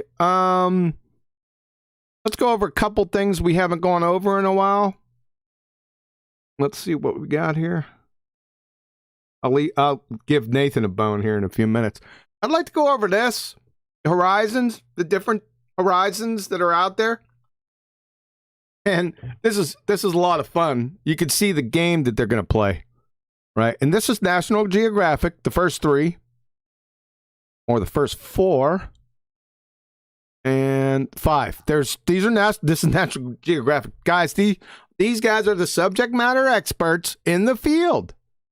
Right now, we're not asking about genetics, or redox reactions. They're not going to have anything to say about that. But National Geographic, right? You get it? It's in the terms or the phrase. My word. National Geographic, we already heard this definition, right? Many, many times. The local horizon, also called the geometrical horizon, is the visible boundary between the Earth and the sky. Right? All you hear, baltards, they'll just deny it's an invisible horizon. Really? But this is a typo. They misedited. Ridiculous. In other words, this is the geometric horizon. Okay, what's the second one? The geographic horizon. The geographic horizon is the apparent boundary between the Earth and the sky. Yeah, that's the geometric horizon. That's the same thing. It's apparent. Number 3, the sea level horizon. Well, what's that? The sea level horizon is the geographic horizon at sea level. So the geographic horizon is the geometric horizon. So if the sea level horizon is the geographic horizon at sea level, that means the sea level horizon is the geometric horizon.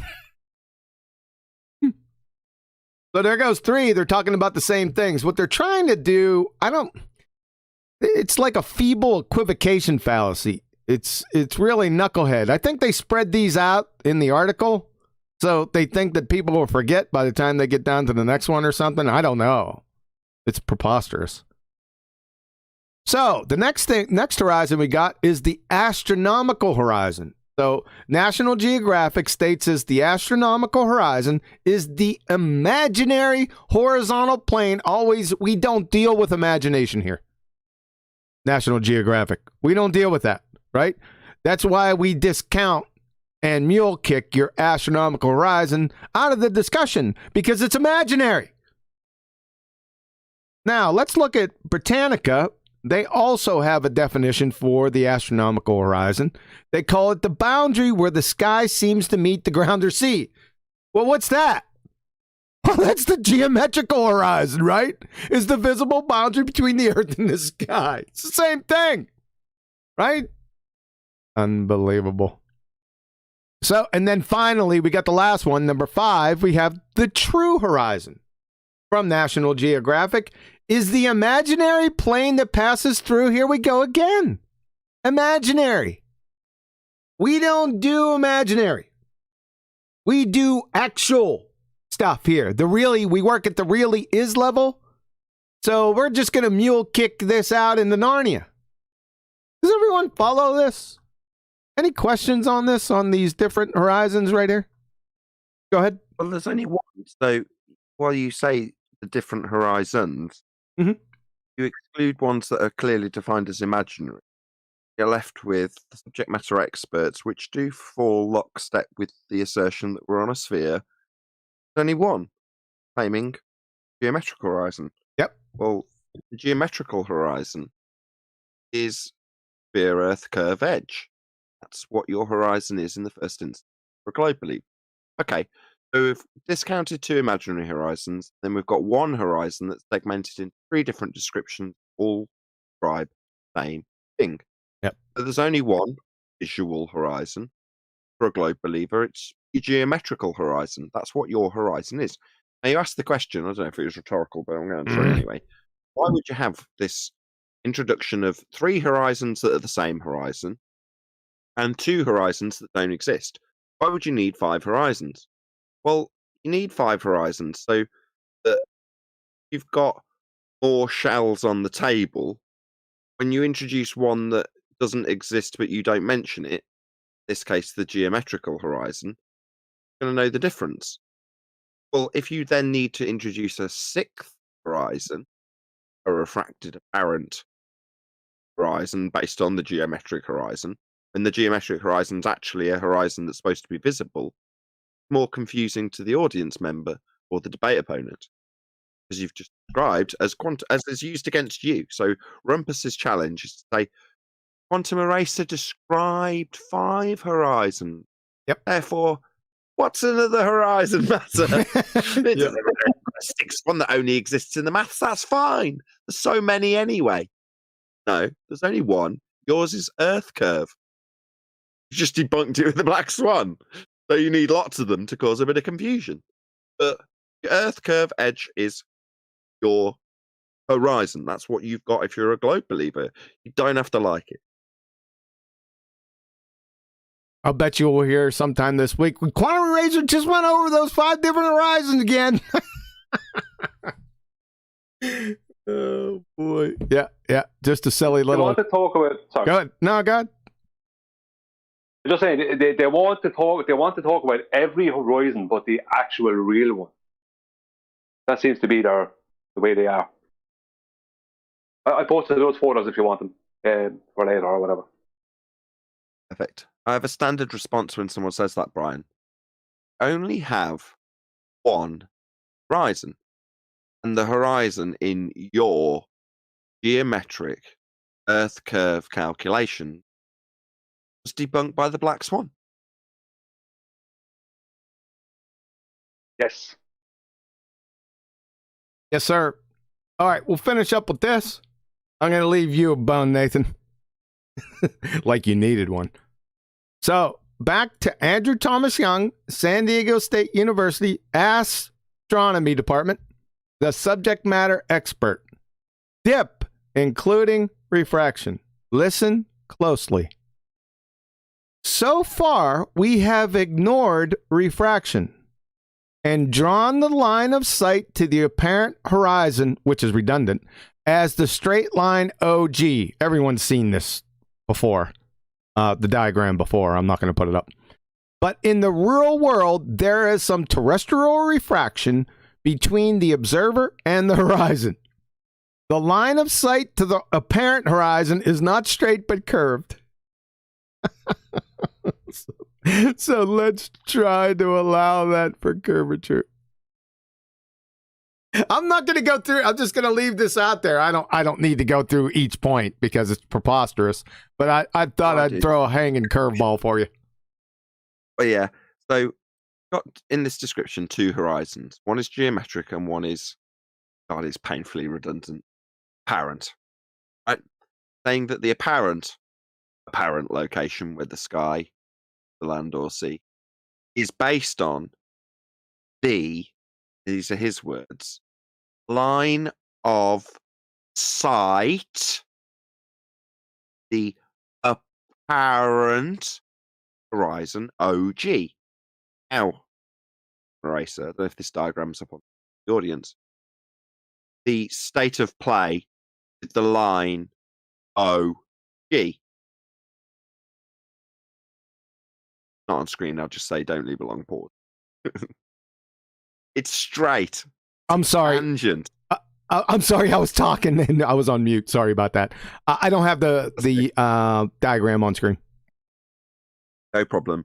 The Andrew Thomas Young diagram that accompanies this sentence has been read out from his website got 2 horizons.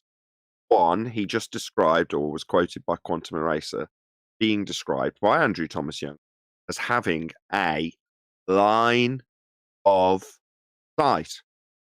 2, the apparent horizon, OG. Well, that line of sight and it being an apparent position means you can see it and measure it.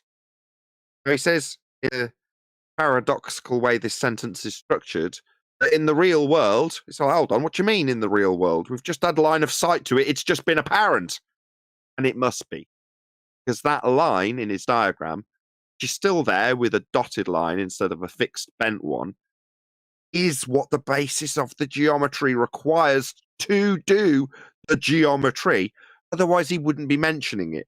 Certainly wouldn't be describing how you have a line of sight to it, or how it is a apparent horizon. If it's not apparent, why he has to say that it is, it's not a horizon. But he has got a line of sight to it, and that's what we've drawn to do the geometry, nudge, nudge. But in the real world, we don't have that. And what he doesn't have in that sentence is the claim of Earth curve. We did draw a line of sight to Earth curve. In the real world, we don't have Earth curve. The paraphrasing of what he's saying in that sentence justify not having tangent-based Earth curve edge horizon, which is required to do the geometry he's using to refract it to that non-geometric position and give him a second horizon based on the first horizon, which you can't see, but has a line of sight to it.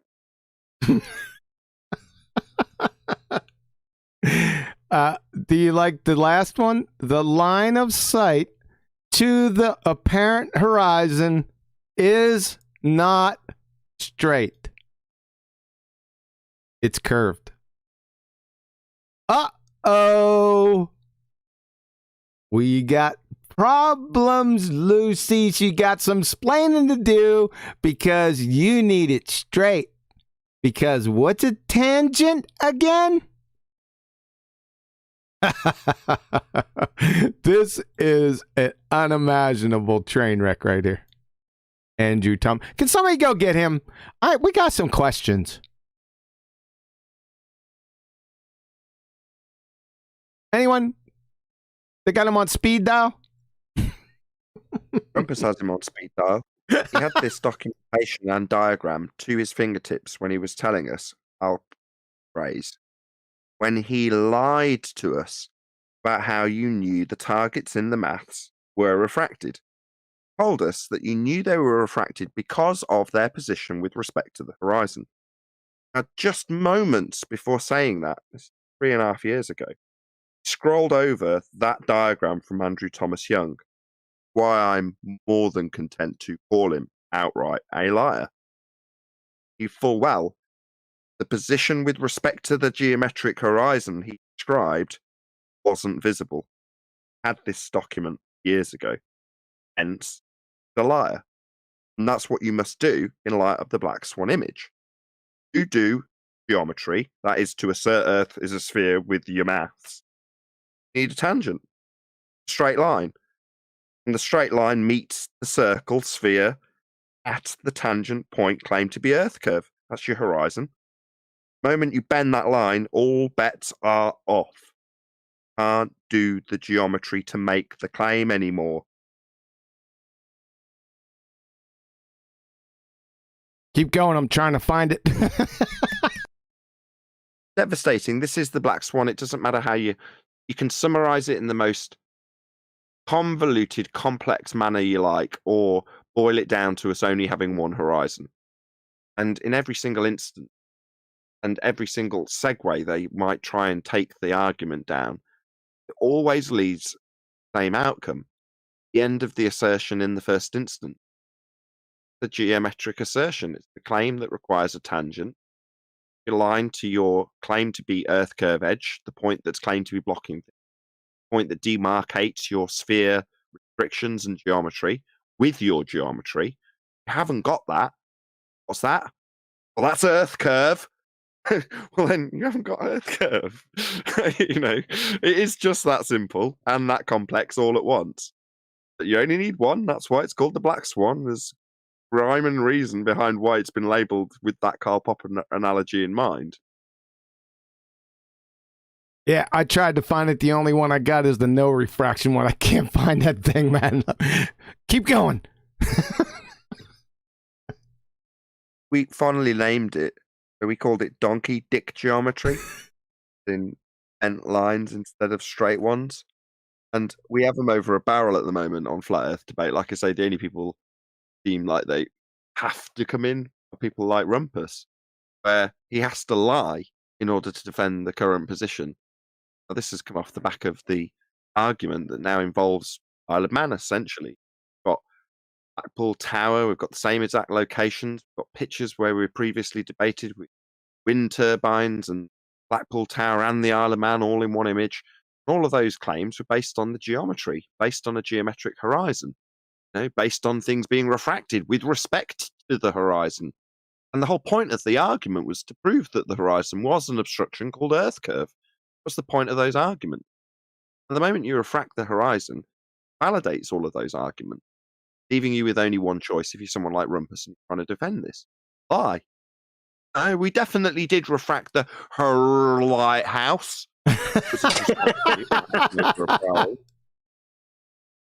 Her lighthouse. You know why? Because balls. Don't interrupt me. Nathan, I was going to say that the next day on the show, and I got off kilter, and I forgot all about it. That whore lighthouse. What is that? Too funny, man. You've got, for context for this audience, you've got a position where Rumpus is having to lie because he's now claiming that he always refracted the horizon. Oh, not since 2020, in spite of me pointing out that he knew about this argument potentially being on the horizon. He knew about it long ago. Nevertheless, he made his bed, tucked the sheets in, slept in it, made his assertions very clear about what he was claiming at the Isle of Man, with the horizon being Earth curve edge blocking the bottom of the island, or blocking wind turbines going into the distance, etc., etc. The claims were made very clear, and they're paradoxical now because you can't go back and erase time and say, no, I wasn't claiming that the horizon blocked the Isle of Man. I was claiming refracted horizon was blocking it. So it wasn't blocked by Earth curve, then blocked by refraction. You just say is based on sphere-shaped air, and you can't see it. It only exists in the maths. Why are you claiming it was blocking the bottom of the Isle of Man? Oh, you weren't. You were definitely saying Earth curve got in the way. Now you just have to lie. That's where it ends for an argument, when even the most educated debaters on the globe side, the lie. What Rumpus is forced into doing, thanks to cats, I might add, because of the most recent argument in this regard. It brings us back to the Isle of Man. It brings us back to the lack of perspective, because that's what they're making as a straw man claim. We don't. It all comes back up, and it's all been documented in terms of what was claimed. Yeah, your Earth curve edge horizon was what you were trying to prove blocked the Isle of Man.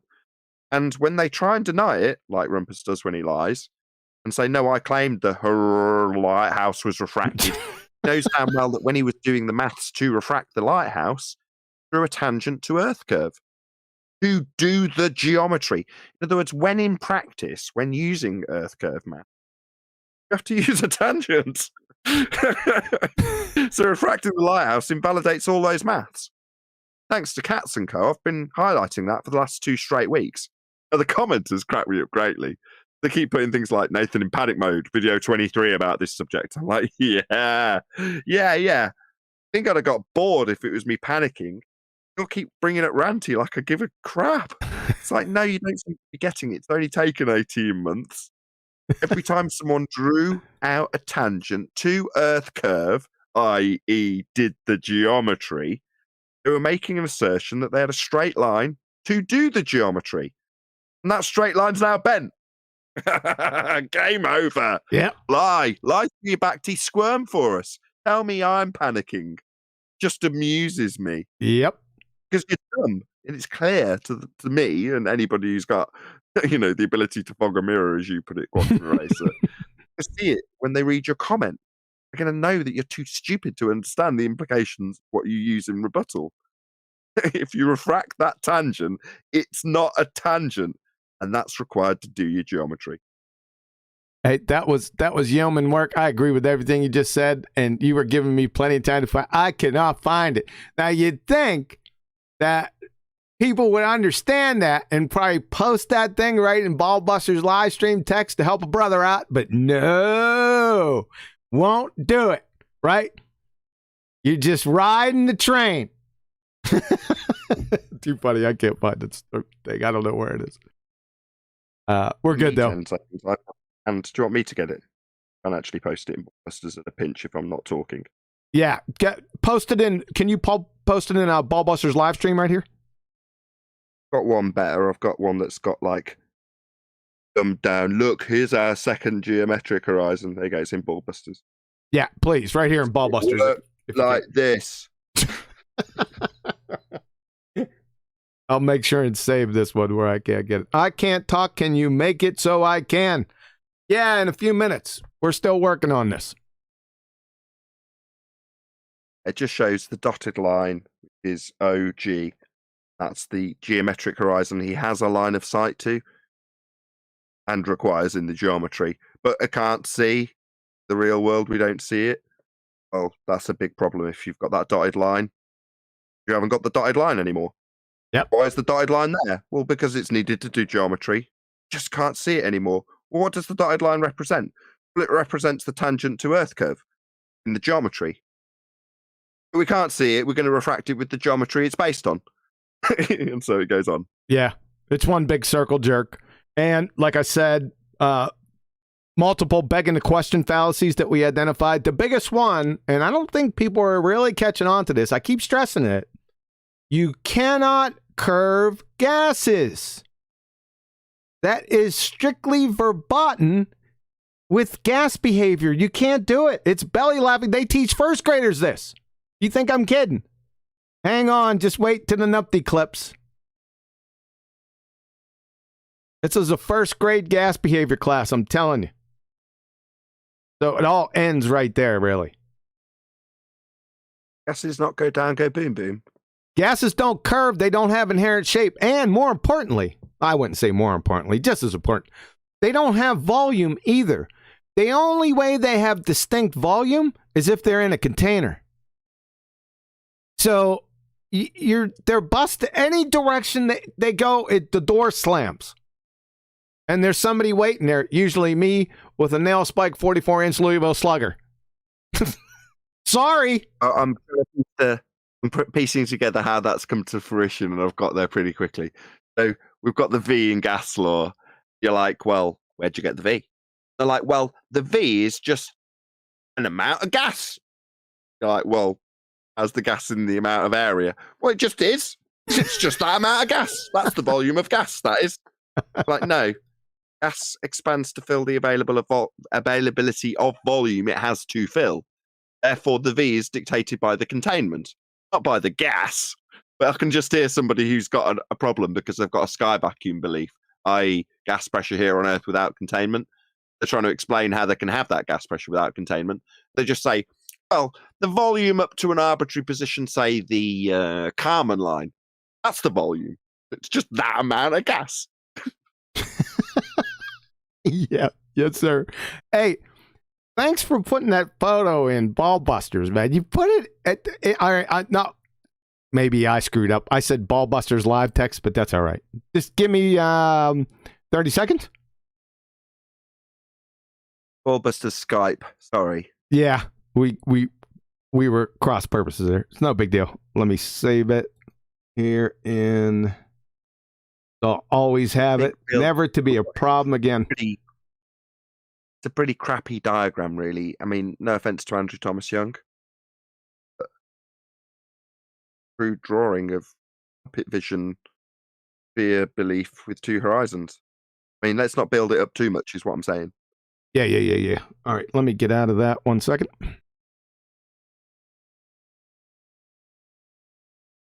Get you out of there. 18 minutes Mondays. You think you'd get this by now?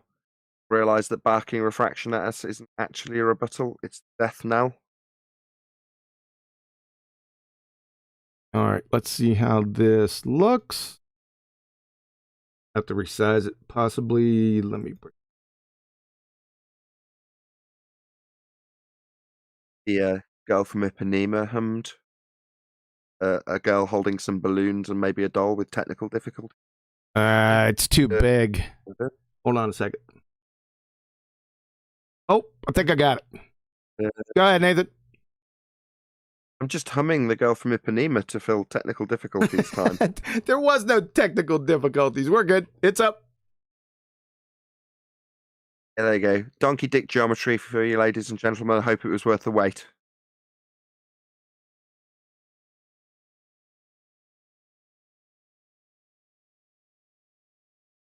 So, at the end of these presentations with the Black Swan quantum eraser, we always assess, we used to assess how long it'll take to get it. Then I think about a couple of months ago, Chocolate might be the person that pointed out that to understand the argument leaves you with no option but to relinquish a fear belief. Now, earlier in the show, I was like, well, people who potentially realize the implications of the argument just keep their distance. Which assessment would you say is more accurate? I.e., is it the case that they're all just dumb and don't understand the argument, it's beyond their comprehension, or they do understand it and realize that there's no debating it, therefore they keep clear because they understand it but just don't want it, stick their head in the sand? So which do you think is more accurate? Yeah, you're trying to get me to divine a lot of people, a mass of people's intents. I just don't have the ability to do that. I understand what you're saying, though, because you know that I deal with them on a daily basis. It's I think you have to go in on each individual case. The majority that I think they're too lazy to get into the argument to understand it. Now, I could be wrong about that, but that's the impression that I get, and all they want to do to get rid of it is refraction. That's it. I'd agree with that assessment based on the Blackpool Swan. As I said at the start of the show, you'd think you'd assess these things in the first instance. And well, no, there's a comparison with the Black Swan that does have a formerly known as Earth curve horizon seemingly blocking the bottom of the first platform. Well, also a Black Swan, it just, like you say, if you're lazy, just look at a picture and it affirms your bias, where every picture you've seen before where you've had something to that effect, i.e. seeming obstruction at the base of whatever you're looking at, a clock, a lighthouse, an island. Oh, well, that's Earth curve then. That effect that I'm seeing in that picture, Earth curve. They look at that picture, the second picture of the oil platforms, and go, that's obviously Earth curve then. They don't go, let's assess this for whether or not the geometric limitation an Earth curve would have fits where it should sit. And because of laziness, they just don't bother assessing it. Just throw that and go, I can debunk your Black Swan. They go, I've said this already. Hold on, do you not understand why it's called the Black Swan? We only need one. Your bloody ball isn't inflatable. you know, Yes. coming up with the second one after we've shown you one black swan. It's the equivalent of the village idiot having, you know, told everyone in the town that there's no such thing as black swans, they're all white. And someone strolls Moses, let's say, into town with a black swan under their arm, right? They go to the village idiot and go, "Are you wrong? Look, here's a black swan. Found one, you know, they're just rare. They're not as common as white swans. So not all swans are white."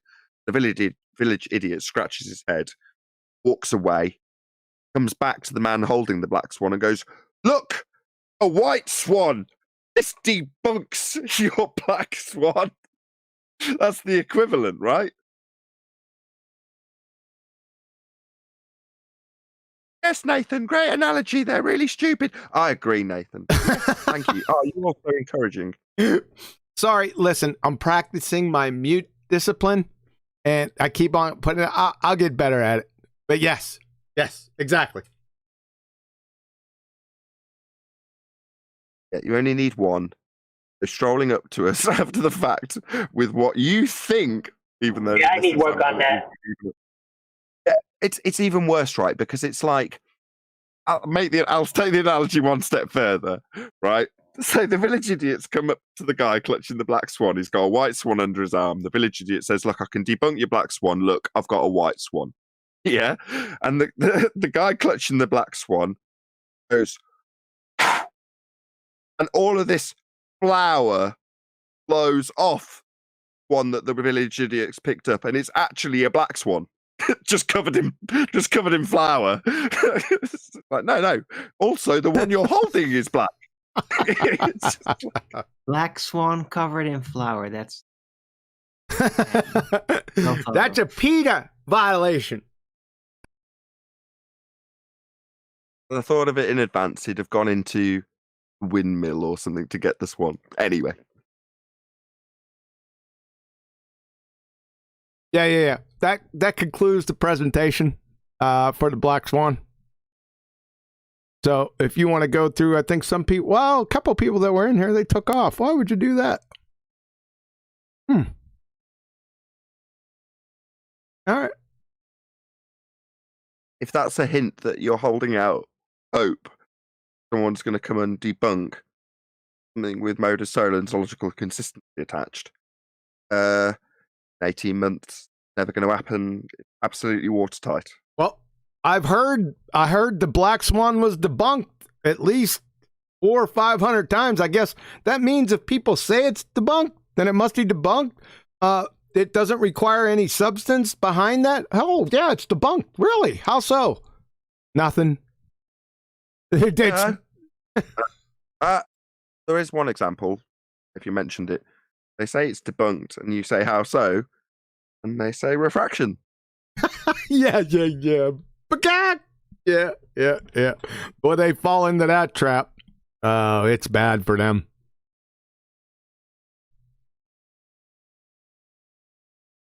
In spite of your not wanting to divine the thoughts of the masses, I think it is demonstrably obvious that certain people have recognised the argument after they've come into the debate arena.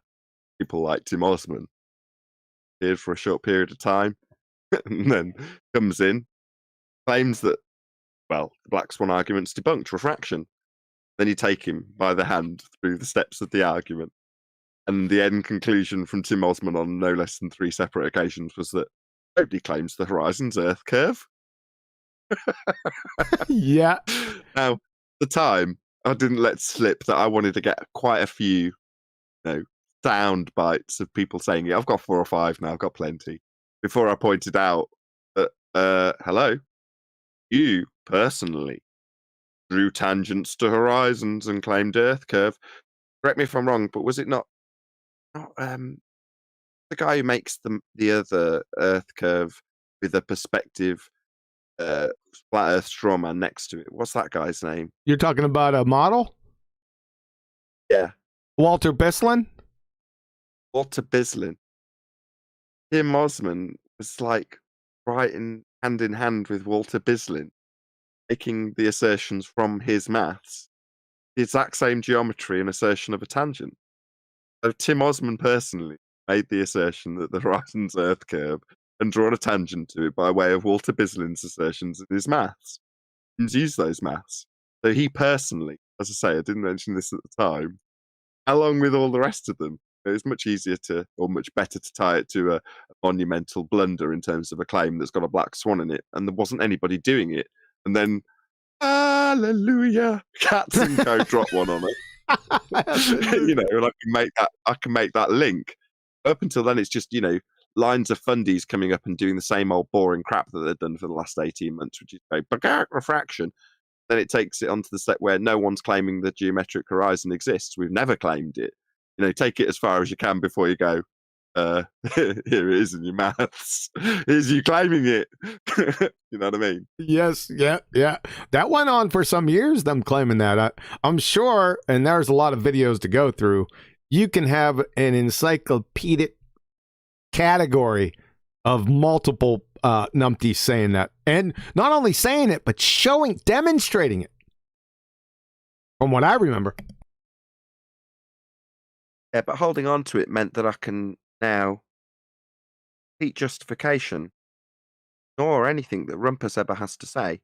Up until this point, like, well, he's part of the crowd, he's defending the globe, he's very educated on it, yes, he's a pain in the ass. Now he's just a liar. Saying he refracted the whole lighthouse back in the Isle of Man. He's a liar. So I can declare that.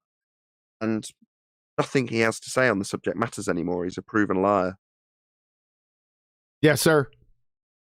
I'm just surprised. Like I said, it's hard to divine the intents of most people. And I don't play that game anyway. I'm not into that. But sometimes it's patently obvious. The shocking part to me is that they can't recite the argument back. It's not like it's, 3-paragraph argument. It's basically a short sentence. But they can't do it now. Maybe it's not that they can't do it, but if they do it, then they're compromised, right? Yeah, there is one example. Mr. Sensible. So he paraphrased back Mitchell from Australia, giving the modus tollens argument. Upon actually reciting it verbatim, paraphrasing it back to his opponent, he then made the logical conclusion. Well, at best, you've debunked the radiance of the Earth. You're right.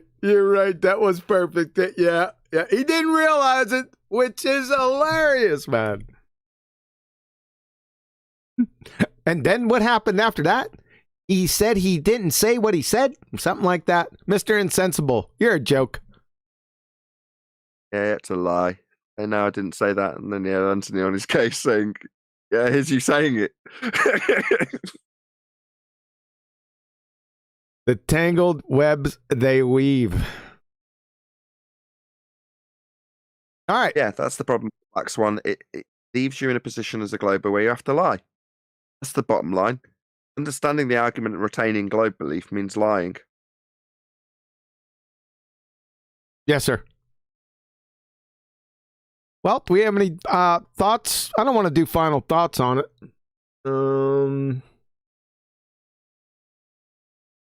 We were killing time hoping that we'd get that 1 in a trillion person that comes and debunks it.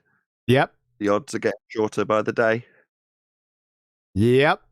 Listen, the link to come into this chat is in the description box below the video. Just come on in. If you have a legitimate, if you have a legitimate argument and can articulate it, this should be easy. Not a difficult argument. And debunk it, just do it. It's okay. We'll be nice. I got some hot chocolate, and we'll have somebody rub your feet.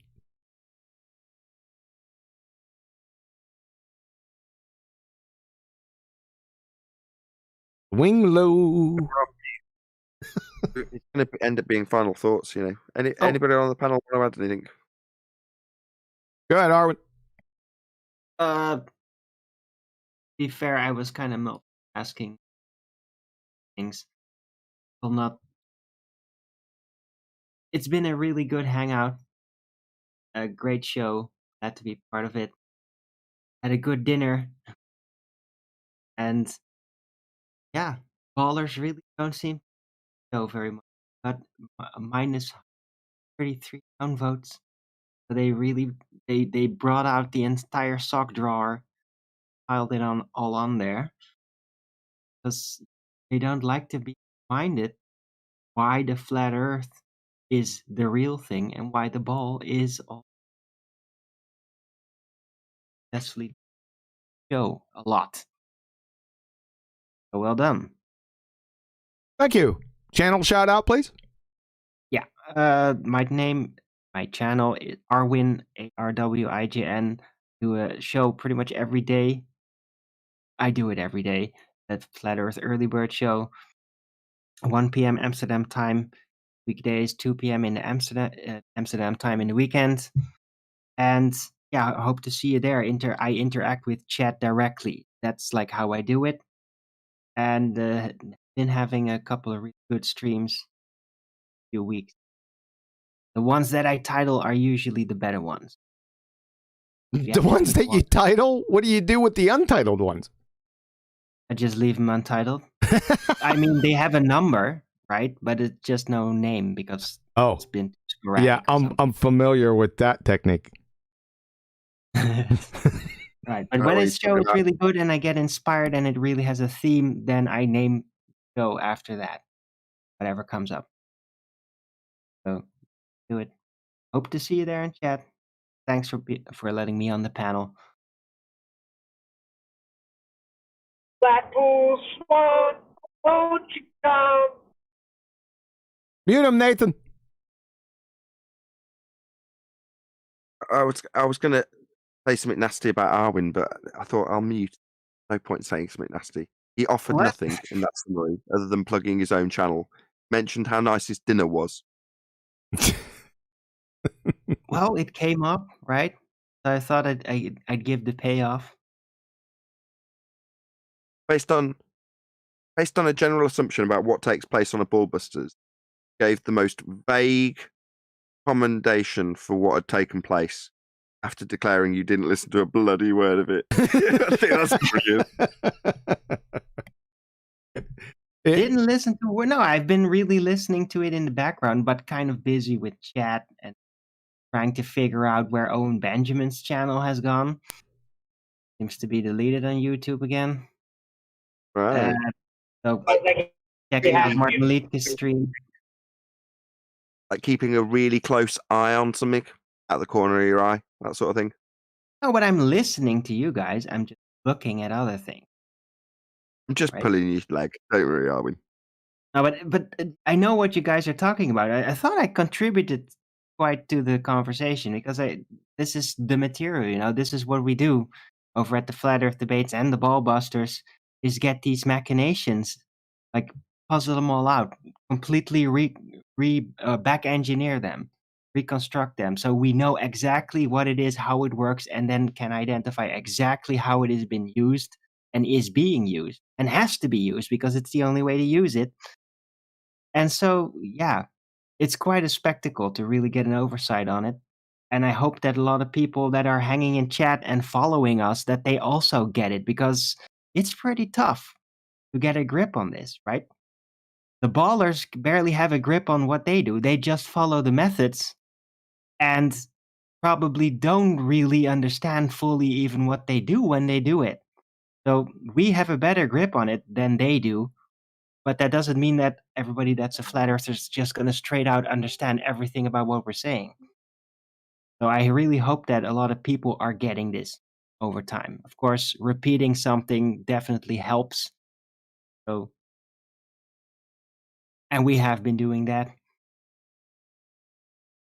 Hey, Nathan, I'm sure Arwin can go without listening and understand the Black Swan argument by now, hopefully. I'm only pulling his leg, and I know by listening in the background he can. Right. Well, I have a very basic rule of fist that I apply that almost is too simple. It's just that every very far distant photograph is a black swan photograph. That's always true. Because if it's very, very far, it's going to violate the spherical geometry. Because otherwise you can't see things very, very far away. So every super far distance photograph is a black swan photograph. It's always going to be. Because every time it's not supposedly a black swan photograph is because the background is blurred up. So you can't see as far. And then the ballers say, oh, that's because it's a sphere now. Well, that just means that if you have a very far distant photograph, it's a black swan photograph, always. Because the Earth is flat. And when you see very far on it, you see how flat it is. Agreed. Creation Bear. Thanks, Arwen. Hey, thanks, QE. Thank you, Nathan. Good job to the rest of the panel. I'm just tuning in to sharpen my sword, sharpen up my skills, drop an anchor. I'll keep tuning in. Thank you, and you're welcome. Data. Hey, man. Good show as always. And keep it coming, man. Thank you. I will. Don. Thanks for the show. I've been busy with things around me. Been trying to listen here and there. In this Atmos, not a sphere orthodox. Not to deviate the conversation on topic, QE. Check out what those raptured trucks. You might like that one. You got some raptured trucks for me? Yeah, I tagged you in it in the chat. You got to check that out. You might like that video. Okay, I'll get back with it later. Yep, can't do it right now, but I'll get back with it. I marked it. Okay. Thanks, man. Flat Earth Solar.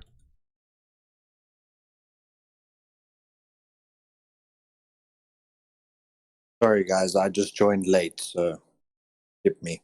No, it's okay. You're good. Flat Earther. Hey, what's up, Flat Earther? Haven't seen you in a while, man. What's going on? All good, man. Wow, that's hot. I got myself a new microphone. It sounds like it. Wow, man, you nearly blew me out. Everyone's in chat is dead. Okay, I'll reduce the gain.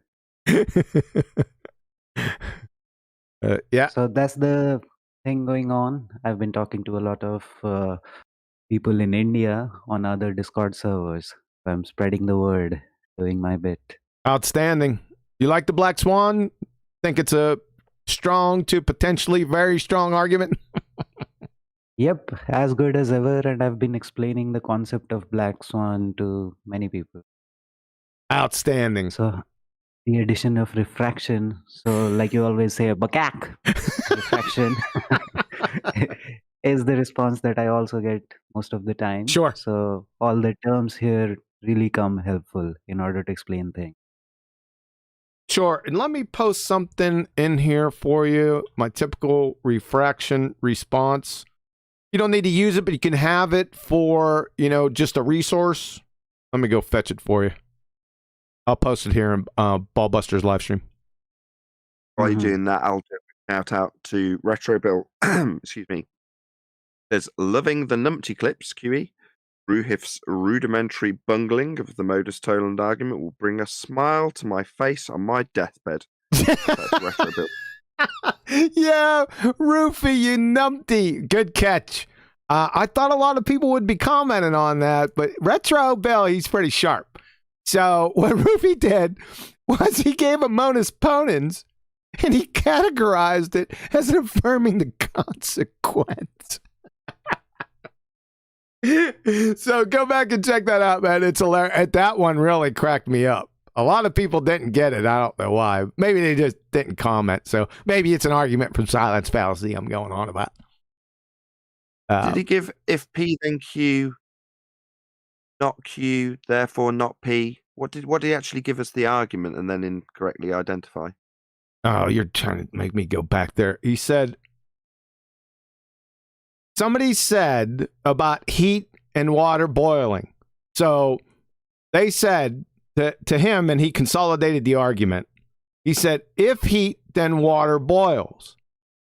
And then he said, so we have heat, then the water boiled. That's an affirming the consequent. But it's not. That's the Modus ponens. If P, then Q, P, therefore Q. affirming the consequent is if P then Q, Q therefore P. Get it?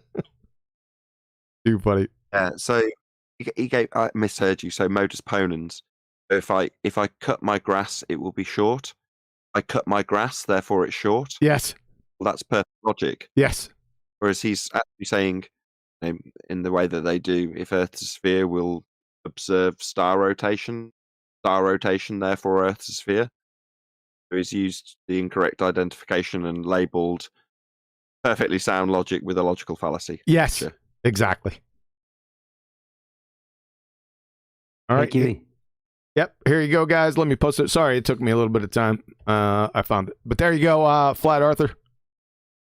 Yep, thanks a lot. So I would like to point it out that just before your post, there is this guy, Flat Andy, to whom I was explaining the Black Swan.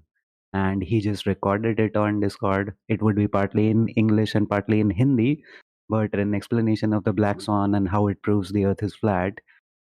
Some 5 to 6 minutes explanation was just posted above your post. I see it. I see it up there. Yep. Okay. Thank you.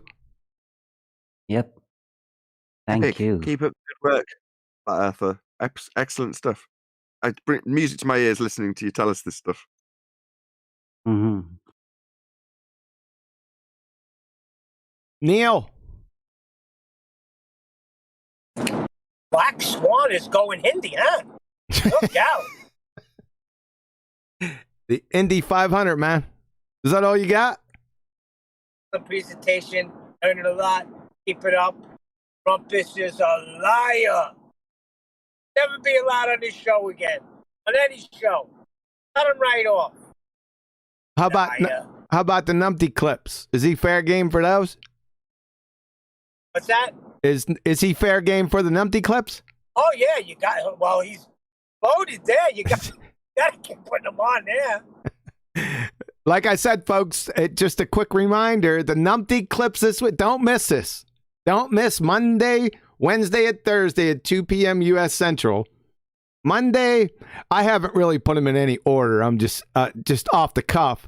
It looks like we're going to have rockets in the vacuum, and then we're going to have second law of thermodynamics, and some other things added in there. And then we'll finish off the week with reference frames. Nathan, you're not going to want to miss. You guys, you're not going to want to miss these. I'm telling you. God, that's my only complaint. Just getting into it, and they're over. Well, listen, that's why they're called Numpty clips. They're not Numpty friggin' diatribes and documentaries. They're clips. Now, some are 5 minutes, some are 3 minutes, some are 12 minutes. It just depends on how long the Numpties go. But there's some longer ones in there too, man. Now, remember, we don't train to time. We train to standard. Substance. Okay? Tighten that shot group, son. Rams. No, what about Rob? Oh, Rob's after him. Sorry. My bad. Rob. He wants to get out. He's hot too, boy. Let me get him right away. Rams. You got the mic, sir.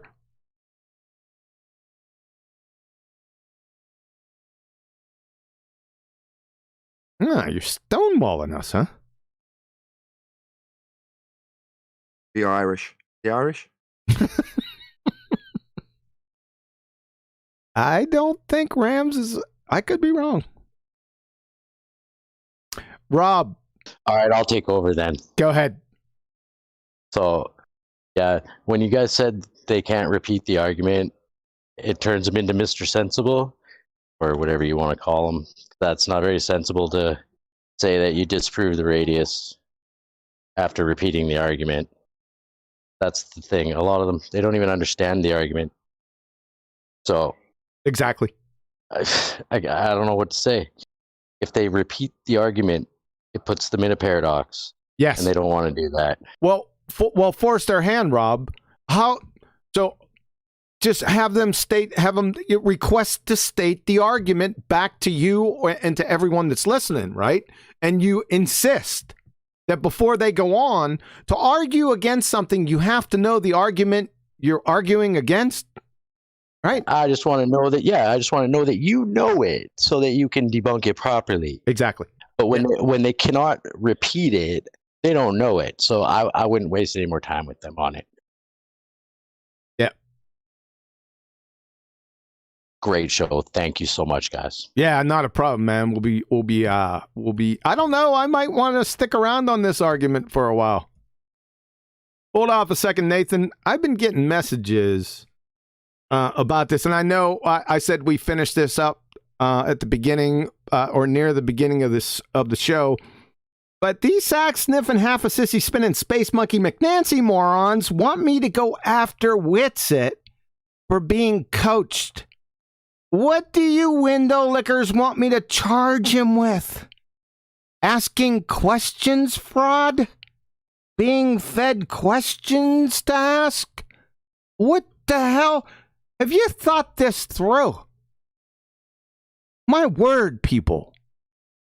Get away from the fluoride and from the power lines. Move away, okay? My word. Nathan, oh, sorry, Nathan, we got one more. Infinite Arts Pete. I never heard of you before. What you got? Infinite Arts Pete. Any question or comments, you come rolling on in here, man. I wanted to give you the floor. No? You stonewalling us. A couple of others got AI Overlord 2.0. I don't know if you want to hustle him. Hey, AI, yep. Let me get him. What's up, AI? I haven't seen you in a coon's age, man. Hello. Man, there's been no new arguments from the globe, so I have had much to do. Yeah, very true. Good to see you again, man. Got data, flat Earth data. Yeah, we already went over data. He gave a short. I know it was shocking. He gave a concise, hearty, good job, and then just went on mute. I'm still shocked. In that case, if that's everybody, I want to do a little call to action. Don't mind. Go ahead. I gave this explanation on my show, but I'll give it again now. So try and keep it brief. There's a guy out there called That Umbrella Guy. He covers legal topics. I'm not even going to bother going into necessarily. But in his videos, he does a call to action explaining how significant the particular legal detail he's covering is, and therefore how much importance there is when it comes to sharing his material. He does it in a very sincere way, and I'm not saying he's not honest when he does action, but I thought about it and thought his long appeal to action justify why it's very important that you share his material pales into total significance when you compare it to what we've covered on this show. Now, that's not any slight against That Umbrella Guy or what he's covered. It is important in his world, and what he's covering and the people he's covering it for, probably the most important thing in their world. But the world is more important than what's in his world, if you know what I mean. That's what we're discussing. So from now on, I will probably give a slightly more elongated call to action. And for a slightly more expanded reason, I said I'd keep this brief. He is also pointing out that a lot of what he's covering is censored. Okay, there's coming along trying to mass flag his videos, and YouTube don't like them covering the subject. Now, how true that is, I'm not even going to get into, but again, it's his justification, which I know in the truest sense of the word, having heard it discussed in Congress, is the case for us. So when we put out a call to action and say, please like, comment, share, subscribe, we really, really mean it. We are genuinely censored. We are difficult to find. And the way we are found, the way people do discover us, is only by you, the good people watching BALLBUSTERS today. Thank you very much for watching, by the way, sharing the show, and subscribing to Quantum Eraser channel or my channel if this is being mirrored on Nathan Oakley 1980. Those things are more important than ever. I've stressed them in the past. Hearing That Umbrella Guy stress them with the sincerity he did made me realise I don't stress it enough. Far from it, in fact, given the importance of the very nature of our reality. Hello? We don't live on a sphere. We're not flying through a sky vacuum, right? These things are what we cover. And the only way it reaches other people is by you, the audience, smashing the share button, subscribing, liking, feeding that juicy, hungry algorithm by leaving a comment. So please, please, please do all of those things. Thank you very much. That's my call to action. I don't know if you want me to round out off the back of that, or if you've got something to add, QE. We do have Infinite Arts Pete. Maybe he wanted to say something before we close out. I'll go ahead and unmute you again, sir. Any comments, questions, concerns? Did you read out the message? No, just enjoying the show as usual. Outstanding. Thanks Appreciate it, guys. Yep. Yep. And we have also Proverbs, right? We had some quick people that joined the show. Proverbs, comments, questions, concerns?